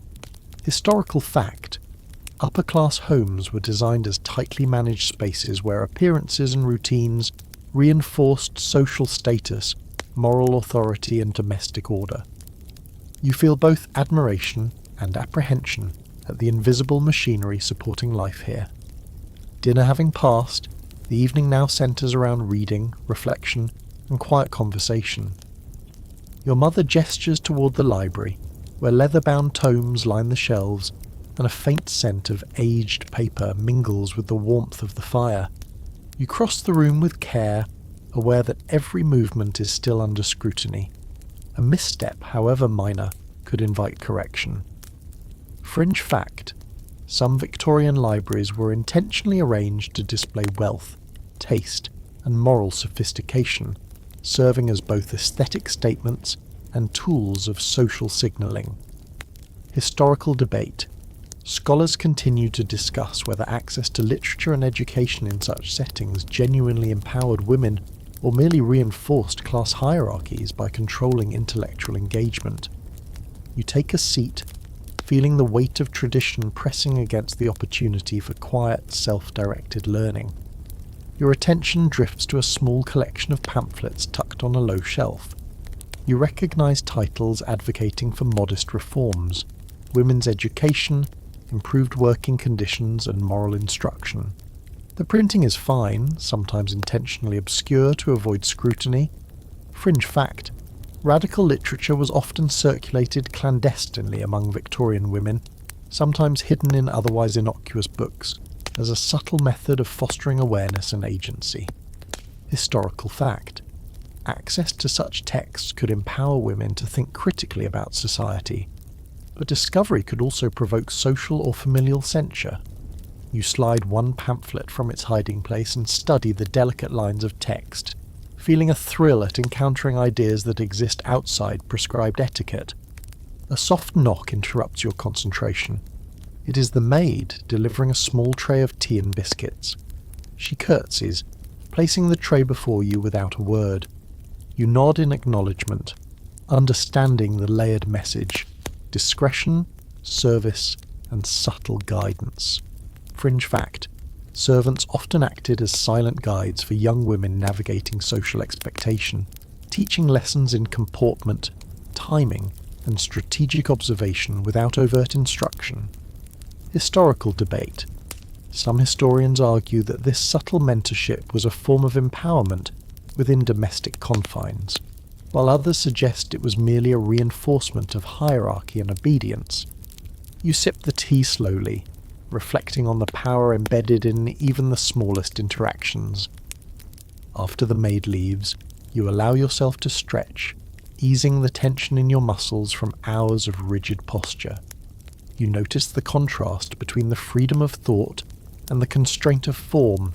Your mind is alive, racing with possibilities, while your body is bound by corset and petticoat. Historical fact: Victorian women were trained to move and exist in a manner that signalled refinement, grace, and moral fortitude, often at the cost of physical comfort. Fringe fact: some women developed subtle exercises, often private, to preserve strength and flexibility while maintaining appearances, blending endurance with deception. You consider which strategies might allow you to reclaim some physical freedom while remaining socially invisible. Evening conversation begins softly as your mother invites you to recount your observations from the city earlier in the day. You speak with careful precision, highlighting the colours, smells, and behaviours you witnessed without veering into critique or judgment. Every phrase is measured, your tone moderated to convey intelligence, curiosity, and propriety simultaneously. Fringe fact: storytelling and careful reporting of experiences were seen as exercises in virtue, intelligence, and social literacy, often serving as a test of a young woman's poise and judgment. Historical debate. Some scholars suggest these exercises trained women in subtle diplomacy and critical observation, while others argue they merely reinforced performative social norms. You realise that your modern skills of analysis and adaptation may give you an edge if applied with care. Finally, as candles flicker lower and the household settles into its nightly rhythms, you retreat to your room. The weight of the day, corset, crinoline, observation, social navigation, presses against your shoulders, but your mind is alert, reflecting on lessons learned and strategies forming. The Victorian world, rigid and confining as it is also a landscape of subtle opportunity. Fringe fact: many women maintained private journals or sketchbooks to record reflections, analyse social dynamics, and preserve individuality within strict societal constraints. Historical fact: these personal records offer modern historians invaluable insights into the ingenuity and resilience of women navigating restrictive lives. You curl into the stiff sheets, sensing that survival here requires not just compliance, but keen observation, strategic thinking, and patience, a challenge both exhausting and fascinating. Morning arrives with the soft grey light of London filtering through lace curtains, casting delicate patterns across the polished floor. You awaken to the familiar squeeze of the corset, the weight of petticoats, and the faint scent of lavender lingering in the room. It's a physical reminder that your body is now both an instrument and a barrier, bound, but also a signal of status and refinement. Fringe fact: many Victorian women wore partial corsets even while sleeping to maintain posture and graceful proportions, sometimes resulting in chronic discomfort or even fainting. Historical fact: physical restriction was seen as a moral and aesthetic virtue, reinforcing ideals of femininity and social hierarchy. You take a deep, cautious breath, preparing yourself for the day ahead. The first task is attending morning lessons in literature and music. The maid guides you carefully, reminding you to hold your shoulders straight, hands curved delicately on the piano keys, and chin slightly raised. Every instruction feels like part of a silent exam. Your body and mind are constantly under assessment. Historical fact: upper-class young women received rigorous instruction in music, drawing, literature and etiquette, aimed at producing socially competent, cultured wives and hostesses. Fringe fact: some women secretly studied languages, sciences or radical literature alongside these approved lessons, using the guise of moral study to explore forbidden knowledge. You consider which modern skills might be quietly integrated into your Victorian education without raising suspicion. During your piano lesson, your thoughts wander to the city streets from the day before. You recall the horse-drawn carriages, the bustling markets, and the way ordinary people manoeuvred through chaos with agility and precision. You notice the stark contrast between their freedom and your own restricted mobility. Fringe fact: upper-class women were often taught to move in a deliberate, constrained manner to signal refinement, while lower-class individuals learned mobility out of necessity, often developing practical ingenuity. Historical debate: some historians argue that such social and physical restrictions reinforced class hierarchies, while others contend that they forced women to develop mental resilience and subtle strategic skills. You realise that observing others may be as valuable as any formal instruction. After the lesson, you're escorted to the breakfast table. The familiar ritual unfolds: carefully arranged silverware, dainty cups, and the polite murmur of conversation. You select your food with precision, noting the reactions of your family to small movements, gestures, and inflections. Fringe fact: Victorian breakfast etiquette often included unspoken tests of attention, grace, and observation. A slip of the hand or delayed response could signal inattentiveness or impropriety. Historical fact: daily meals were arenas for teaching young women social intelligence, combining physical precision with verbal restraint and moral observation. You realise that even the mundane act of eating has become a strategic exercise in survival. The day's agenda quickly moves to observational training. The housekeeper demonstrates the coordination of the servants, the management of meals, and the subtle correction of errors without overt confrontation. You watch closely, noting how each gesture, an angled hand, a gentle nod, a discreet glance, carries authority and instruction. Fringe fact: servant oversight was a sophisticated skill requiring both subtlety and influence, often more complex than managing one's own social interactions. Historical debate: historians continue to discuss whether women learned these lessons primarily to assert domestic power or as part of cultivating broader social intelligence. You recognise that mastering these observations may allow you to gain leverage and navigate the household effectively. Mid-morning, you're allowed a brief moment in the garden. The cool air is refreshing, and the scent of roses mingles with the faint earthiness of recently tended soil. You walk along the gravel paths, feeling the crinoline expand and shift, your movements delicate but deliberate. Fringe fact: Victorian women were encouraged to walk in gardens for health, leisure, and reflection, though always within the boundaries of propriety and under observation if necessary. Historical fact: gardens provided controlled outdoor space for exercise and observation, teaching women to blend grace with physical activity. You note patterns in the garden, the path of the sun, the placement of shrubs, and the coordination of the gardeners, recognizing that even landscapes are carefully orchestrated social arenas. By late morning, your energy is waning, though your mind is alert. You retreat to a quiet corner of the library, pulling a modest book on natural philosophy from the shelf. You skim its pages, fascinated by ideas about plants, light, and human anatomy, and try to reconcile them with the strict social expectations surrounding your education. Fringe fact: some upper-class women secretly studied scientific texts, keeping notes in hidden margins or private journals, exercising intellectual freedom within socially sanctioned confines. Historical debate. Scholars argue whether such pursuits constituted genuine empowerment or were minor diversions tolerated within rigid structures of domesticity. You make a mental note to explore similar opportunities, recognizing that intellectual engagement is a form of subtle autonomy. The remainder of the morning passes in quiet reflection, observation, and tentative exploration. You watch servants, practice posture, read discreetly, and mentally catalogue patterns in social behaviour. The world is a complex network of expectation, power, and subtle negotiation. You realise that survival as a Victorian woman requires constant vigilance, careful planning, and the ability to exploit even small spaces for agency.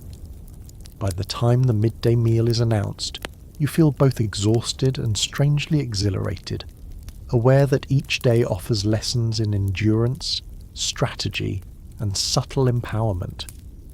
After a modest midday meal, you're directed to the parlour for what the manuals call refinement exercises: reading aloud, conversation practice, and memorisation.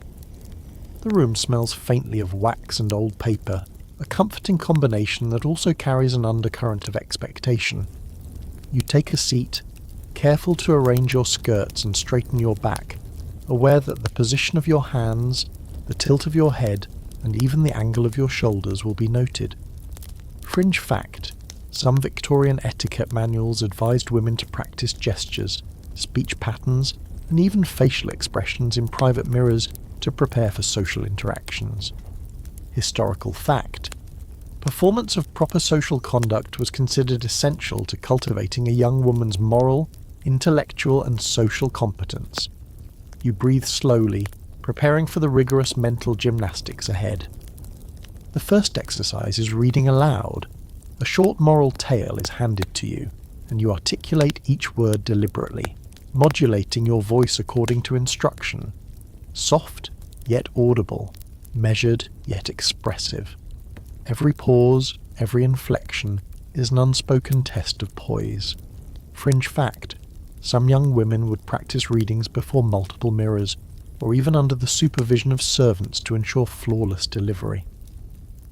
Historical debate. Scholars argue whether these exercises were primarily educational or mechanisms of social control, training women to appear intelligent while maintaining passivity.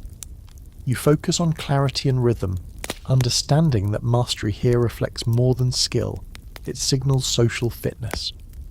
Next comes conversation practice, a seemingly simple task that quickly reveals itself as a complex negotiation of social cues. You are asked to respond to hypothetical visitors, maintaining attentiveness, restraint, and subtle charm. One cousin serves as an imagined guest, raising polite objections and ethical dilemmas. You respond with careful phrasing, mindful of tone, eye contact, and posture. Fringe fact: upper-class women often memorize scripted phrases for social interactions to avoid faux pas during real events. Historical fact: conversational ability was treated as both a moral and intellectual measure of a young woman, shaping her prospects for marriage and influence. You realize that success here requires mental agility, emotional control, and precise awareness of social hierarchy. After the exercises, you are given a short lecture on proper reading matter. The instructor emphasizes books that cultivate morality, refinement, and gentle intellect, while cautioning against texts considered too radical or controversial. Fringe fact: some women secretly kept journals or notes on prohibited texts, developing personal insight and subtle critique in private. Historical debate. Historians continue to explore whether restricted reading was genuinely moral instruction or a means of maintaining ideological control over young women. You note the possibility of subversive learning, considering ways to access knowledge beyond the prescribed curriculum without drawing attention.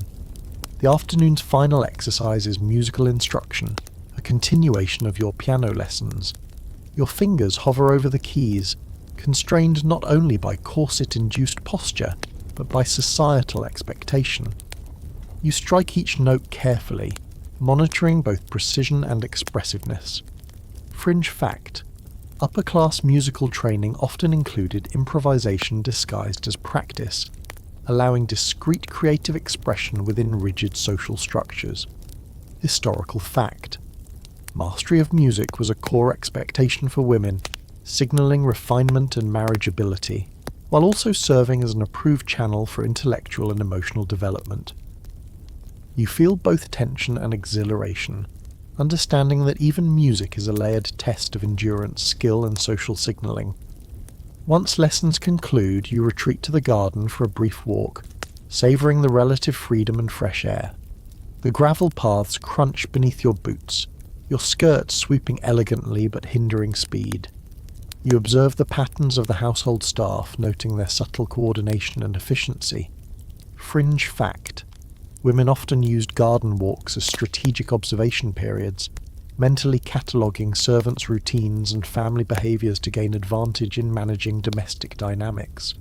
Historical debate: scholars suggest such observational skills were crucial for women to wield influence within restrictive societal roles.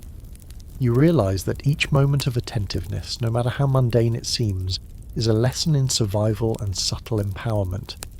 By late afternoon, you feel the familiar mixture of physical fatigue and mental alertness.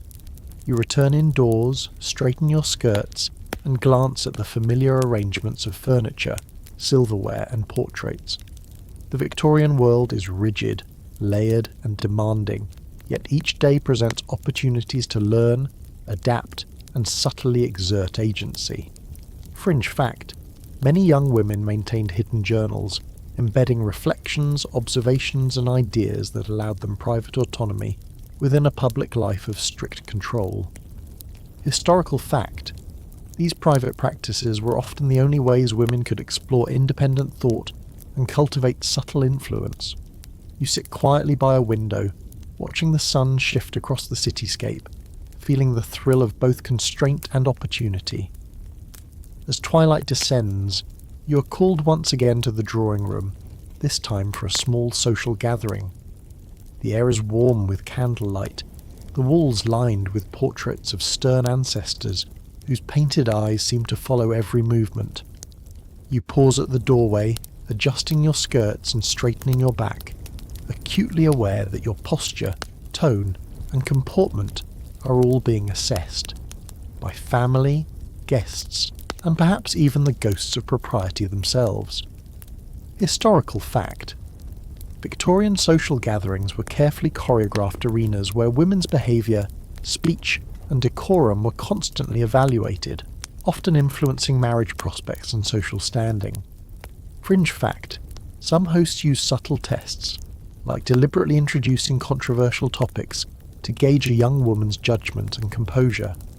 You inhale slowly, preparing yourself for the intricate dance of conversation and observation. Your mother introduces you to a visiting neighbour, a woman of similar social standing who smiles politely but with a glimmer of calculation in her eyes. Every word, gesture, and expression is scrutinised, and you quickly understand that this encounter is more than polite exchange. It's a subtle negotiation of power and perception. Fringe fact: Victorian women often exchanged coded messages through small movements, the positioning of accessories, or even the arrangement of teacups conveying opinions or alliances discreetly. Historical debate: some historians argue that such gatherings were arenas for passive reinforcement of social norms, while others suggest they offered women rare opportunities for influence, subtle negotiation, and strategic networking.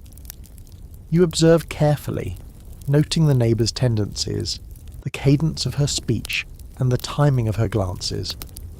conversation begins cautiously, revolving around safe topics, weather, garden maintenance, and charitable events. You contribute in measured tones, offering insights that demonstrate refinement, intelligence, and awareness without crossing the invisible boundaries of propriety. Fringe fact: conversation manuals of the period advised women to master the art of listening, responding, and subtly redirecting discussions to maintain grace while avoiding controversy. Historical fact: these skills were considered vital for social survival, with lapses in decorum potentially affecting one's reputation and future prospects. You notice that success here requires both active engagement and the restraint to hold back thoughts that may seem natural in a modern context. As the gathering progresses, a topic arises regarding a recent local scandal. A merchant accused of financial impropriety. The adults discuss it in hushed, precise tones, testing the ability of young women to respond appropriately without revealing personal judgment. Fringe fact: gossip was an important social tool, used to transmit knowledge, enforce social norms, and subtly influence alliances within the community. Historical debate: scholars continue to examine whether gossip functioned primarily as entertainment, moral policing, or a subtle mechanism of female social power. You nod and murmur polite observations, careful not to signal curiosity that could be interpreted as judgment or indiscretion. A sudden question directed at you surprises you. Miss Eliza, what are your thoughts on the charity's allocation of resources? It is framed innocuously, but carries multiple layers of expectation. You pause, recalling lessons from the manuals, from observing your mother, and from your own reflections. Carefully you reply, praising the effort while highlighting efficiency and compassion, measured, thoughtful, and socially acceptable. Fringe fact: women were often trained to answer questions indirectly, demonstrating intelligence and virtue without appearing to challenge authority. Historical fact: this rhetorical skill was highly valued, teaching women subtle influence, diplomacy, and observation as tools for social survival. You feel a quiet sense of triumph, realizing that your modern instincts for strategy and observation are assets in this structured environment. The remainder of the evening is spent observing subtle social dynamics, the way glances pass between guests, how small gestures convey intent, and how laughter is carefully modulated to avoid impropriety. You begin to appreciate the intricacy of these interactions, recognizing that understanding nuance is as essential as mastering physical comportment or intellectual exercises. Fringe fact: some Victorian women became adept at reading social cues to influence events, manage household politics, and navigate complex familial relationships.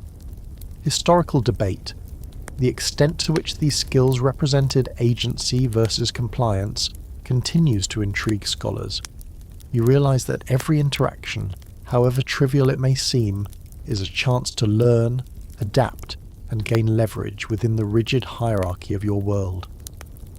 By the time the guests depart, you retreat to your room, exhausted yet alert.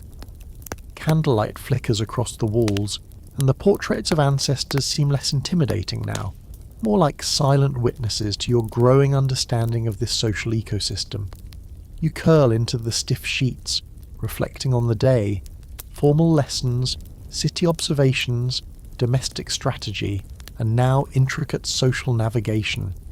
Each experience layers upon the last, creating a composite understanding of survival in a world of expectation, observation, and subtle influence. You realize that mastering these small victories, attention to detail, measured speech, strategic observation, may eventually allow you not just to survive, but to carve small spaces of autonomy within the Victorian framework. The following morning begins with a peculiar mix of routine and anticipation. You awaken to the familiar pressure of your corset and the rustle of petticoats, the scent of lavender mingling with faint traces of coal smoke drifting in from the city streets below. Your reflection in the mirror greets you with the same pale, composed face. Yet today something feels different, a sense of awareness, of strategy, threading through your posture and expression. Fringe fact: Victorian women were often taught to cultivate a serene appearance regardless of internal emotion, presenting a composed facade to mask discomfort or inner turmoil. Historical fact: physical and emotional restraint was widely regarded as a moral imperative, thought to reflect virtue, self-control, and social refinement. You take a slow breath, preparing to approach the day not just as survival, but as study and subtle mastery. Your morning lesson begins with music, but with an unexpected twist. Your instructor encourages a small improvisation on the piano.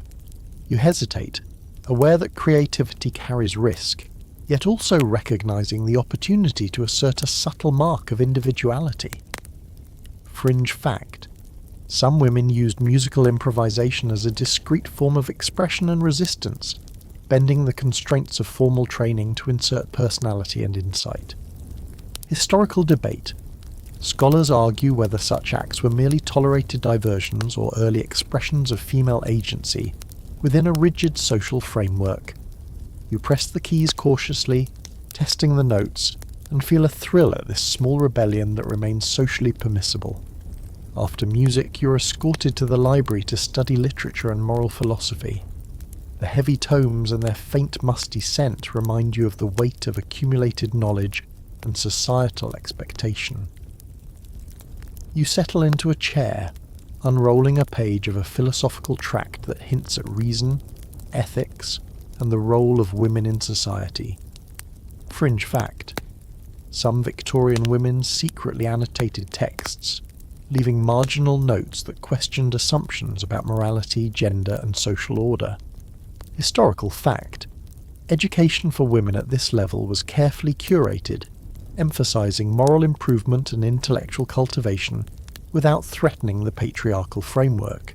You read with both fascination and caution, absorbing ideas while mentally cataloguing which could be safely applied to your life. Mid-morning brings the arrival of letters, each bearing careful, scripted handwriting. The correspondence is polite, heavily coded, and designed to communicate family expectations, social obligations, and sometimes subtle warnings. Fringe fact: letter writing was considered both a moral and strategic exercise, requiring skill in tone, phrasing, and structure, particularly for young women. Historical fact: families often used letters to maintain control, convey instruction, and reinforce hierarchy within households. You unfold the envelopes delicately, reading and rereading each word, noting the subtle cues embedded within, and marvel at the layered communication that underpins this world. After handling correspondence, you're permitted a walk in the garden, which has begun to feel like a strategic training ground. You observe the placement of tools, the patterns of shrubs, and the efficiency of the gardener's movements. Fringe fact: gardens provided controlled spaces for both leisure and discreet observation, allowing women to understand patterns of domestic labour and social interaction without appearing intrusive. Historical debate. Some historians argue gardens were arenas of subtle empowerment, offering insight and autonomy, while others maintain they were strictly spaces of controlled decorum. You stroll slowly, cataloguing each interaction, considering how understanding these patterns might grant leverage or advantage in the household. The afternoon brings a visit from a cousin who has taken a subtle interest in your intellectual abilities. She asks pointed questions about your reading, music, and thoughts on charity, all phrased to appear casual. Fringe fact: some Victorian women used these seemingly innocent interactions to assess each other's knowledge, judgment, and social competence, creating networks of influence and subtle rivalry. Historical fact: young women were often expected to demonstrate moral and intellectual refinement in social settings, shaping both reputation and future opportunities. You respond with care, selecting words that balance honesty, tact, and propriety, recognizing that one misstep could have lasting consequences. By late afternoon, you retreat to your room, physically weary yet mentally stimulated. You reflect on the lessons of the day: observation, strategic communication, and the subtle assertion of identity within the constraints of corsets, etiquette, and social expectation. Fringe fact: some women kept journals as both practical and psychological tools, recording observations, tracking social patterns, and planning small acts of autonomy within household constraints. Historical debate. Scholars continue to analyse how private reflection, education, and strategic observation enabled women to navigate, manipulate, and even subtly challenge Victorian norms. You curl into your bed, aware that each day brings new lessons, each action a test of endurance, intelligence, and subtlety, preparing you for ever more complex negotiations of life in this world. Late afternoon brings a new lesson in social subtleties, observing and understanding gossip. You find yourself in the drawing room, ostensibly reading, but in reality, listening. The adults converse in hushed, deliberate tones, discussing neighbours, recent charitable donations and minor scandals, each phrase layered with implication. Fringe fact: Victorian gossip was both entertainment and social enforcement, allowing women to transmit moral judgments and maintain the subtle hierarchies of their community. Historical fact: mastering the art of listening and interpreting these conversations was considered a crucial skill for young women, informing marriage prospects, alliances, and family reputation. You realise quickly that every pause, glance, and tone carries hidden meaning. You notice your mother leaning slightly forward, eyes narrowing as she listens to a visiting aunt recount a minor dispute over household management. Every word seems calculated, every inflection loaded. Fringe fact: skilled Victorian women could use gossip as a tool, signalling approval or disapproval, subtly influencing both peers and subordinates. Historical debate. Some scholars argue gossip was primarily a form of moral policing and social control, while others suggest it offered women a discreet channel for influence and negotiation within the constraints of domestic life. You quietly take notes in your mind, cataloguing expressions, gestures, and the timing of interruptions as data for later analysis. After the visitors depart, the maid discreetly brings you a fresh set of materials, a small notebook and pen, intended for copying passages from approved texts. You sit by the window, sketching out observations in careful handwriting. Fringe fact: Victorian young women sometimes kept private notebooks to record social observations, personal reflections, or even secret plans, allowing autonomy within otherwise rigid confines. Historical fact: writing exercises were formally encouraged to cultivate literacy, refinement, and moral character, but they also created an opportunity for private intellectual exploration. You allow your mind to wander slightly, considering how small, deliberate records of observations could give you leverage in future social situations. The evening continues with piano practice, which has become more than just a musical exercise. It is a way to blend composure with creativity. You play carefully, your fingers pressing the keys with both precision and a subtle personal flair. Fringe fact: upper-class women occasionally use musical improvisation as a discreet outlet for expression, embedding individuality within socially sanctioned activities. Historical debate. Scholars debate whether such improvisation was an act of empowerment or merely tolerated indulgence, but for you, it feels like a safe rebellion. You sense the thrill of exerting agency within a world designed to limit it. Dinner arrives, a formal affair punctuated by candlelight, polished silverware, and the careful choreography of social behaviour. You sit attentively, noting the subtle hierarchy of glances, gestures, and speech. Fringe fact: Victorian dinners functioned as arenas to evaluate composure, etiquette, and observation skills, often influencing social standing and marital prospects. Historical fact: young women's performance at meals was closely monitored, with small lapses potentially remembered by family or guests for months. You respond to conversation with measured politeness, carefully balancing intellect and tact, aware that each interaction is a test of both skill and restraint. After dinner, A cousin suggests a brief walk in the garden, ostensibly for leisure but also for observation. You step into the cool evening air, the crinoline swishing around your legs and the scent of roses mixing with the faint trace of wet earth. Fringe fact: Victorian gardens were designed as spaces for both aesthetic enjoyment and subtle social training, where careful observation could reveal patterns of staff behaviour, household routines, and even family dynamics. Historical debate. Some historians suggest that such spaces offered women a rare form of autonomy, while others contend they were carefully controlled, reinforcing decorum and social hierarchy.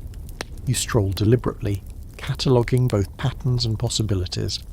By nightfall, you return to your room, tired but alert, the day's lessons etched in your mind. Observation, strategic listening, careful conversation, and subtle acts of self-expression have all contributed to a growing sense of agency, even within the strictures of Victorian life. Fringe fact: many women use nightly reflection to consolidate social knowledge, plan subtle actions, or cultivate hidden autonomy. Historical fact: the ability to synthesize these observations into strategy was considered a hallmark of intelligence and refinement. You lie back on the stiff sheets, aware that each small act of awareness and adaptation is a step toward understanding and potentially mastering the intricate world in which you now exist. The following morning, your attention is drawn to a new lesson in discretion and hidden knowledge: letters. The maid arrives with a small pile, each envelope neatly sealed, bearing the familiar flowery handwriting of relatives and acquaintances. You handle them with care, noting the fine details of wax seals, the choice of paper, and the subtle cues embedded in phrasing. Historical fact: correspondence in Victorian England was both a social expectation and a tool for reinforcing family hierarchy, conveying instructions, obligations, and subtle moral guidance. Fringe fact: some young women secretly used letters to communicate ideas, observations, or critiques that could not be spoken aloud, effectively creating a private channel for agency within strict societal confines. You carefully unpack the letters, aware that reading between the lines is as important as the words themselves. The first letter is from a distant cousin, politely requesting your opinion on a local charity event. You note the wording. Phrases like, "Your judgment is valued," and "We trust your discretion," suggest both opportunity and test. Fringe fact: Victorian letters often contained nuanced expectations, where compliments, praise, or requests were coded assessments of intelligence, taste, and moral propriety. Historical debate. Scholars argue that letter writing simultaneously reinforced hierarchical authority and allowed subtle empowerment for women, providing a safe platform for judgment and expression. You think carefully before drafting a reply in your mind, weighing each word for tone, implication, and propriety. The next envelope contains a note from your mother, advising caution and attentiveness in your daily routines. You read carefully, understanding that the instructions are practical, but layered with moral expectation. Fringe fact: mothers often train daughters in subtle social maneuvering through written guidance, preparing them to navigate intricate domestic, social, and moral networks. Historical fact: letters of instruction were part of formal education for young women, reinforcing societal norms while also transmitting practical knowledge for household management and social survival. You imagine how each subtle directive could be a lesson not just in compliance, but in strategic observation and action. After finishing the letters, you take a quiet walk in the garden to process their lessons.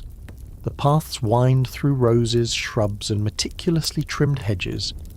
You notice the rhythm of the staff moving about, maids carrying tools, gardeners trimming branches, and children weaving carefully between flower beds. Fringe fact: keen observation of servants' routines allowed women to anticipate household needs, manage social expectations, and even influence outcomes subtly without appearing directive. Historical debate. Some historians argue that these observations empowered women to wield influence discreetly, while others suggest they reinforce social hierarchy by emphasizing surveillance and control. You catalogue each movement carefully, noting patterns and anomalies with the same precision you would in a chess game. Mid-morning, the piano instructor arrives for another session. This time, you are encouraged to experiment within the bounds of the lesson. Subtle improvisation allowed under the guise of musical practice. Fringe fact: music often served as both moral education and safe creative outlet, giving women a channel for expression without threatening social norms. Historical fact: piano mastery was a core expectation for upper-class women, demonstrating refinement, intelligence, and moral composure. You play carefully, testing harmonies, and feel a thrill at exerting individuality while remaining socially compliant. The duality feels empowering, a private rebellion wrapped in acceptable practice. Following the music lesson, you are directed to observe the servants performing afternoon duties. You notice the synchronization of movement, the subtle gestures of communication, and the efficiency of routine. Fringe fact: some senior servants wielded invisible influence, subtly shaping household behavior, correcting errors, and guiding interactions without the formal authority of the family. Historical debate. Scholars examine whether women in the household absorb these skills to exercise their own subtle influence, learning management, observation, and diplomacy through imitation. You reflect on the parallels between social observation and domestic strategy, recognizing that mastery of both could become a crucial survival tool. By late afternoon, your energy is a mixture of fatigue and mental stimulation. You retreat to your room, reflecting on lessons from letters, music, and observation.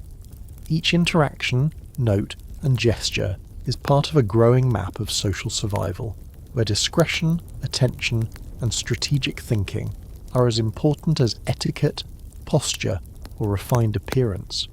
Fringe fact: some Victorian women kept daily journals to track insights, plot subtle influence, and record lessons, allowing private agency within public constraint. Historical fact: these private practices provided the intellectual and strategic foundation for women to navigate a highly structured society, blending compliance with calculated autonomy. You settle into the stiff sheets, noting that understanding human behavior may be your most powerful tool yet in this world. The following morning begins with an unusual sense of anticipation. Today, you will attend a public lecture. The topic, loosely described as science and observation, seems both mundane and daunting, yet your curiosity ignites despite the weight of social expectation and the constriction of your corset. You dress carefully, layering muslin and lace, arranging your hair, and ensuring gloves, skirt and bodice are perfectly aligned. Fringe fact: attending lectures was one of the socially acceptable ways for women to engage intellectually outside the home, though participation was often restricted to passive listening. Historical fact: Victorian lectures on science, natural philosophy, and art were designed to cultivate refinement, moral reasoning, and measured intellect among women, while still adhering to strict social norms. You take a steadying breath, aware that the day will test both observation skills and self-restraint. You arrive at the lecture hall, a modest but orderly room filled with men and women. The women are dressed similarly, their posture carefully trained to reflect refinement, while the men carry the authority of intellectual and social privilege. Fringe fact: some lectures subtly reinforced gender hierarchies, teaching women to observe, memorize, and respond without participating overtly, while men dominated discussion and interpretation. Historical debate. Scholars argue about the degree to which these events empowered women intellectually versus simply training them to be socially compliant observers. You take a seat near the back, noting body language, positioning, and tone as much as the content of the lecture itself. The lecture begins with an overview of scientific principles, including anatomy, natural phenomena, and the emerging theories of phrenology, a practice now considered pseudo-scientific but widely accepted at the time. You listen carefully, noting both the content and the underlying assumptions about gender and intellectual capacity. Fringe fact: phrenology was used to make sweeping judgments about morality, intelligence, and suitability for societal roles, including assumptions about women's physical and mental limitations. Historical fact: women were often the subjects of such pseudo-scientific inquiry, which both fascinated and constrained their social and intellectual opportunities. You jot mental notes, recognizing patterns in reasoning that highlight both curiosity and bias in the era. During a demonstration, the lecturer examines volunteers, discussing cranial shapes and personality traits. The women present are polite, smiling, and restrained, even as their features are scrutinized. Fringe fact: some women quietly challenged or mocked these assessments in private, recording their observations in diaries or discussing anomalies with trusted peers. Historical debate: historians continue to examine whether women's engagement with phrenology and other pseudosciences represented genuine intellectual curiosity, social compliance, or covert resistance. You remain silent, observing not only the lecturer but also the responses of your fellow attendees, mapping subtle interactions and unspoken signals. The lecture gradually shifts to practical experiments, measuring reactions, examining specimens, and discussing rudimentary chemistry. You notice that while men are encouraged to hypothesize aloud, women are instructed to note, memorize, and defer comment to ensure propriety. Fringe fact: some lectures allowed discreet note-taking, which clever women later used to educate themselves or engage in correspondence with like-minded peers. Historical fact: female attendance at scientific lectures was considered morally and socially acceptable only if conducted with decorum, reflecting broader societal anxiety about women's intellectual engagement. You mentally catalogue the experiments, recognizing that observation and patience are key to both learning and survival in this environment. By late afternoon, the lecture concludes, leaving you both intellectually stimulated and subtly exhausted. The walk back to the manor is filled with observations of the streets, vendors, and pedestrians, each interaction a lesson in urban navigation, class distinction, and social hierarchy. Fringe fact: women often use public outings to practice observation, noting patterns of behaviour, dress, and social interaction that could later inform domestic management or social manoeuvring.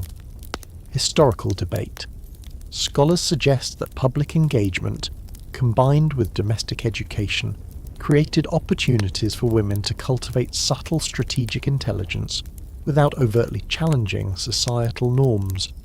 You return to the manor with renewed curiosity, aware that the lessons of observation, strategy, and careful social participation extend far beyond the walls of home and formal instruction. That evening, your mother announces that a family meeting will take place regarding potential marriage prospects. The news sends a ripple of anxiety through your mind, but you compose yourself quickly, adjusting skirts, straightening your shoulders, and reminding yourself that every detail of comportment will be scrutinized.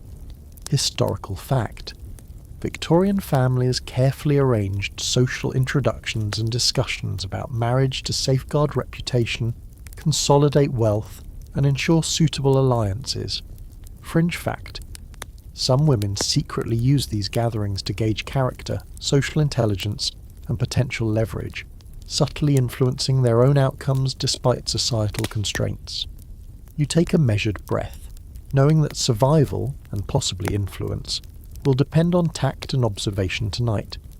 You enter the drawing room, noting the subtle arrangement of furniture, portraits, and lighting. Guests are seated in precise order, their expressions carefully curated, each movement deliberate. Fringe fact: seating arrangements were often strategic, signalling social rank, familial alliances, and anticipated conversational topics. Historical debate: some historians argue these ceremonies were merely performative, reinforcing patriarchal expectations, while others suggest women learned to manipulate seating and social placement to assert subtle influence. You study the room, observing not only the positions of the adults but the minute shifts of body language, gauging where power resides. Your mother introduces a young gentleman, formally polite but clearly assessing your demeanour and social intelligence. You respond with careful words and measured expressions, aware that your tone, posture, and timing are all being evaluated. Fringe fact: courtship rituals in Victorian society involved subtle testing of character, composure, and wit, often conveyed through gestures, glances, and conversational finesse. Historical fact: successful navigation of these introductions could determine marriage prospects, family alliances, and social reputation, highlighting the importance of social intelligence and strategic observation. You focus intently, treating the conversation as both a social exercise and a game of measured negotiation. The discussion shifts to topics like literature, music, and charitable works, considered safe yet revealing of moral and intellectual capacity. You contribute carefully, balancing modesty, intelligence, and social grace. Fringe fact: women often memorized acceptable conversational topics and key phrases to navigate these encounters without offense. Historical debate: some scholars argue that mastering these interactions was a form of empowerment, allowing women to subtly assert judgment, while others maintain it reinforced strict hierarchies and obedience. You notice the subtle ways your family and the visitor respond to your choices of words, noting patterns that may inform future interactions. During the meeting, a minor scandal involving a neighbour's household is introduced casually. You observe reactions, raised eyebrows, suppressed sighs, and the calculated tone of commentary. Fringe fact: gossip served as a tool for teaching social boundaries, moral judgment, and strategic behaviour among women, blending observation with social reinforcement. Historical fact: young women's attention to gossip and scandal was often part of their moral education, teaching discretion, empathy, and subtle influence over perception. You make a mental note of every reaction, the cadence of responses, and the implied hierarchies, understanding that this knowledge may be as valuable as any formal lesson. As the evening continues, your mother encourages discussion of philanthropy, particularly the allocation of charitable donations. You speak cautiously but thoughtfully, highlighting efficiency and compassion while maintaining modesty and social propriety. Fringe fact: women's charitable participation allowed discreet influence over social structures, particularly in domestic and community settings.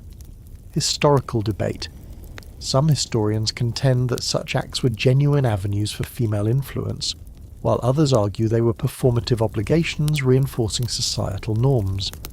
You reflect on the potential for subtle agency within prescribed channels, recognizing that survival often depends on the balance between compliance and strategy.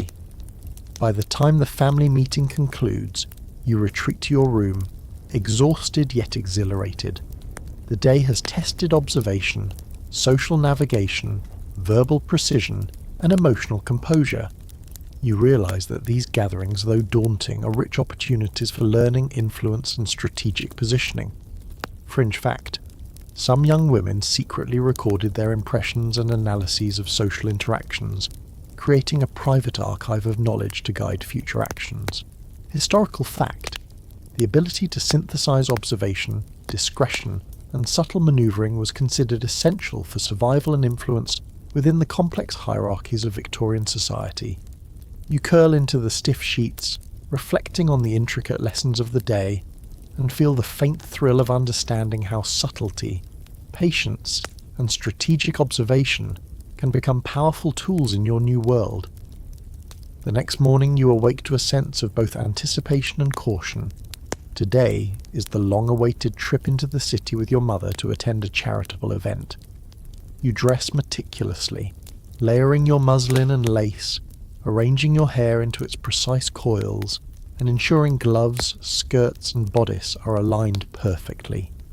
Fringe fact: upper-class women often spent hours preparing for public appearances, where every detail signalled status, virtue, and refinement. Historical fact: Attending charitable outings was not merely a social duty, but also a carefully observed opportunity to display propriety, grace, and moral sensibility. You take a deep breath, aware that each movement, glance, and gesture will be under scrutiny in both familial and public eyes. The carriage ride into the city is bumpy and smells faintly of horse and coal smoke. You watch the streets with fascination, vendors shouting their wares, children darting between carriages, and working-class women navigating tasks with agility and determination. Fringe fact: carriage travel offered limited mobility for upper-class women, but allowed for careful observation of urban life, an unspoken educational exercise in awareness. Historical debate. Some historians argue that these excursions were merely performative, reinforcing social hierarchies, while others suggest they provided rare opportunities for women to acquire knowledge and situational awareness. You jot mental notes, noting patterns of movement, communication, and social interaction. Upon arrival at the charitable institution, you are escorted into a grand hall filled with women and children. The event is a carefully choreographed display of philanthropy. Donations are presented, speeches are made, and manners are observed with meticulous precision. Fringe fact: Victorian charity events often doubled as social testing grounds, where young women demonstrated composure, tact, and judgment under the watchful eyes of peers and supervisors. Historical fact: such events reinforced social hierarchies, expected behaviour, and moral instruction, while subtly granting women the opportunity to cultivate influence within socially acceptable channels. You absorb the atmosphere, noting both the overt actions and the subtle undercurrents of interaction. As you mingle, a visiting lady engages you in conversation about the children's educational needs and household operations. You respond with tact, offering suggestions framed in socially approved language, carefully balancing knowledge, humility, and composure. Fringe fact: clever young women could use these exchanges to subtly assert insight and influence, while maintaining the veneer of propriety. Historical debate. Some scholars suggest that these skills allowed women to negotiate influence in subtle ways, while others argue that social constraints strictly limited any real autonomy. You observe reactions carefully, noting who responds with approval, neutrality, or subtle critique, cataloguing these dynamics for future use. After the formal presentation, you are guided to interact with the children, distributing small gifts and observing their reactions. The task seems simple, but is laden with expectation. Kindness, patience, and attention to detail must be displayed without condescension or error. Fringe fact: philanthropic interactions allowed upper-class women to cultivate both moral authority and social perception, subtly reinforcing their role in community hierarchies. Historical fact: women's engagement in charitable work was framed as both moral duty and social education, shaping public behaviour while preparing them for household and social management. You note each child's expression, behaviour, and response, analysing subtle cues in manner, temperament, and responsiveness. The return carriage ride offers a reflective pause. You think about the day's lessons, observation, etiquette, influence, and the delicate balance of public behaviour. Fringe fact: some Victorian women used travel moments to mentally rehearse social strategies, consolidate observations, and plan future actions, essentially using the journey as a mobile classroom. Historical debate. Scholars continue to discuss whether participation in charitable events cultivated genuine empathy and agency, or primarily reinforced performative social expectations. You close your eyes briefly, absorbing the rhythm of the city, the jostle of traffic, and the smells of coal and bread, synthesizing the experience into lessons for both survival and subtle influence. By evening, back at the manor, you retreat to your room, mentally cataloguing every observation, every interaction, and every subtle cue from the day. The physical exertion, corset constraints, and social demands leave you exhausted, yet a quiet exhilaration pulses beneath your fatigue. You realize that mastery of subtlety, observation, and strategic engagement is becoming second nature, and that each outing, lesson and interaction is a building block in your understanding of Victorian life. Fringe fact: keeping private mental records was a common method for women to maintain agency, track social dynamics, and plan future actions. Historical fact: these techniques allowed women to navigate rigid social hierarchies while cultivating influence, insight, and subtle autonomy within a highly constrained environment. You lie back on the stiff sheets, aware that today has provided lessons far beyond formal instruction, blending observation, strategy, and subtle empowerment into a growing expertise. The following morning, a sense of anticipation tinged with apprehension fills the air. Today is your first formal visit to another household for a social call. You dress with careful precision, layering petticoats, arranging your hair, and ensuring gloves and skirts are aligned perfectly. The maid assists with every detail, her movements efficient and almost imperceptible, a silent reminder of the training and discipline required to maintain poise. Historical fact: social calls were highly ritualized in Victorian society, serving both as venues for cultivating alliances and as assessments of a young woman's refinement, observation, and judgment. Fringe fact: some young women use these visits to subtly test social hierarchies, mapping relationships and influence networks for future advantage. You take a steadying breath, aware that today will require both grace and strategic insight. And the carriage ride to the neighbour's home is a mix of excitement and tension. Horse hooves clatter against cobblestones, vendors shout, and children weave between pedestrians. You notice the contrast between the bustling freedom of city life and the rigid constraints of your attire. Fringe fact: long skirts, corsets, and tight bodices limited women's physical mobility, making even a short walk or carriage ride a careful negotiation of space. Historical fact: mobility restrictions reinforced social hierarchies, ensuring that upper-class women were visible symbols of status, while remaining largely dependent on controlled movement and domestic support. You observe the streets intently, cataloguing behaviours, gestures, and social interactions as a form of subtle training. Upon arrival, the receiving family greets you with polite smiles and controlled gestures. Every word, bow, and nod is carefully calculated. Deviation from expected decorum could be noted and remembered. Fringe fact: hosts often evaluated visitors for refinement, social intelligence, and observation skills, assessing how well they conform to societal expectations. Historical debate: scholars suggest that these encounters were simultaneously performative, reinforcing social hierarchy, and instructive, training young women in subtle diplomacy and observation. You enter the parlour, noting seating arrangements, subtle glances, and the positioning of hands and feet, aware that every detail carries layered meaning. Conversation begins with safe topics: the weather, local charitable events, and recent cultural happenings. You contribute carefully, speaking with tact and precision, balancing intelligence, curiosity, and modesty. Fringe fact: women often memorized conversational scripts for socially acceptable interactions, ensuring compliance while subtly signaling refinement or insight. Historical fact: conversational skill was considered a key marker of maturity, intelligence, and suitability for social advancement, influencing marriage prospects and family alliances. You navigate each exchange with quiet calculation, noting both approval and subtle critique in responses.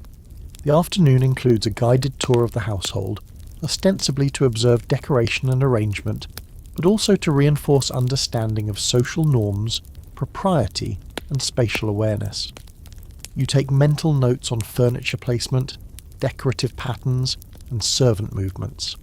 Fringe fact: careful observation of households was a method for women to acquire knowledge of management, hierarchy, and influence, preparing them for their own domestic responsibilities. Historical debate: some historians argue that this observation cultivated genuine strategic intelligence, while others view it primarily as a reinforcement of social conformity. You catalogue patterns, noting opportunities for subtle influence and comparison with your own household.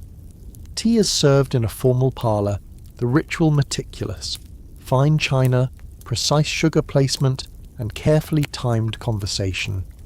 Every sip, tilt of the teacup, and pause in speech is laden with expectation. Fringe fact: afternoon tea was both a social performance and a subtle test, allowing hosts to observe composure, tact, and attention to etiquette. Historical fact: performance at tea influenced perceptions of social competence, with missteps remembered for weeks or months. You navigate the ritual cautiously, aware that small actions, posture, gesture, tone, carry consequences as weighty as your words. By the time the social call concludes, you are physically exhausted from layers of clothing and mentally drained from constant observation, analysis, and strategy. Yet there is also exhilaration. You have practiced diplomacy, strategic listening, subtle influence, and composure under scrutiny. Fringe fact: many Victorian women kept private journals or mental records of social visits to plan future actions and reflect on observed dynamics. Historical fact: these reflective practices allowed women to exercise agency and influence discreetly, learning how to navigate rigid social hierarchies while cultivating autonomy. You return to your room, curling into stiff sheets, aware that each encounter, lesson, and observation has strengthened your capacity to survive, and even subtly thrive, in the intricate, demanding world of Victorian society. And narrative flow. This would give you the complete 25,000 to 30,500 word story in one seamless text. Do you want me to do that?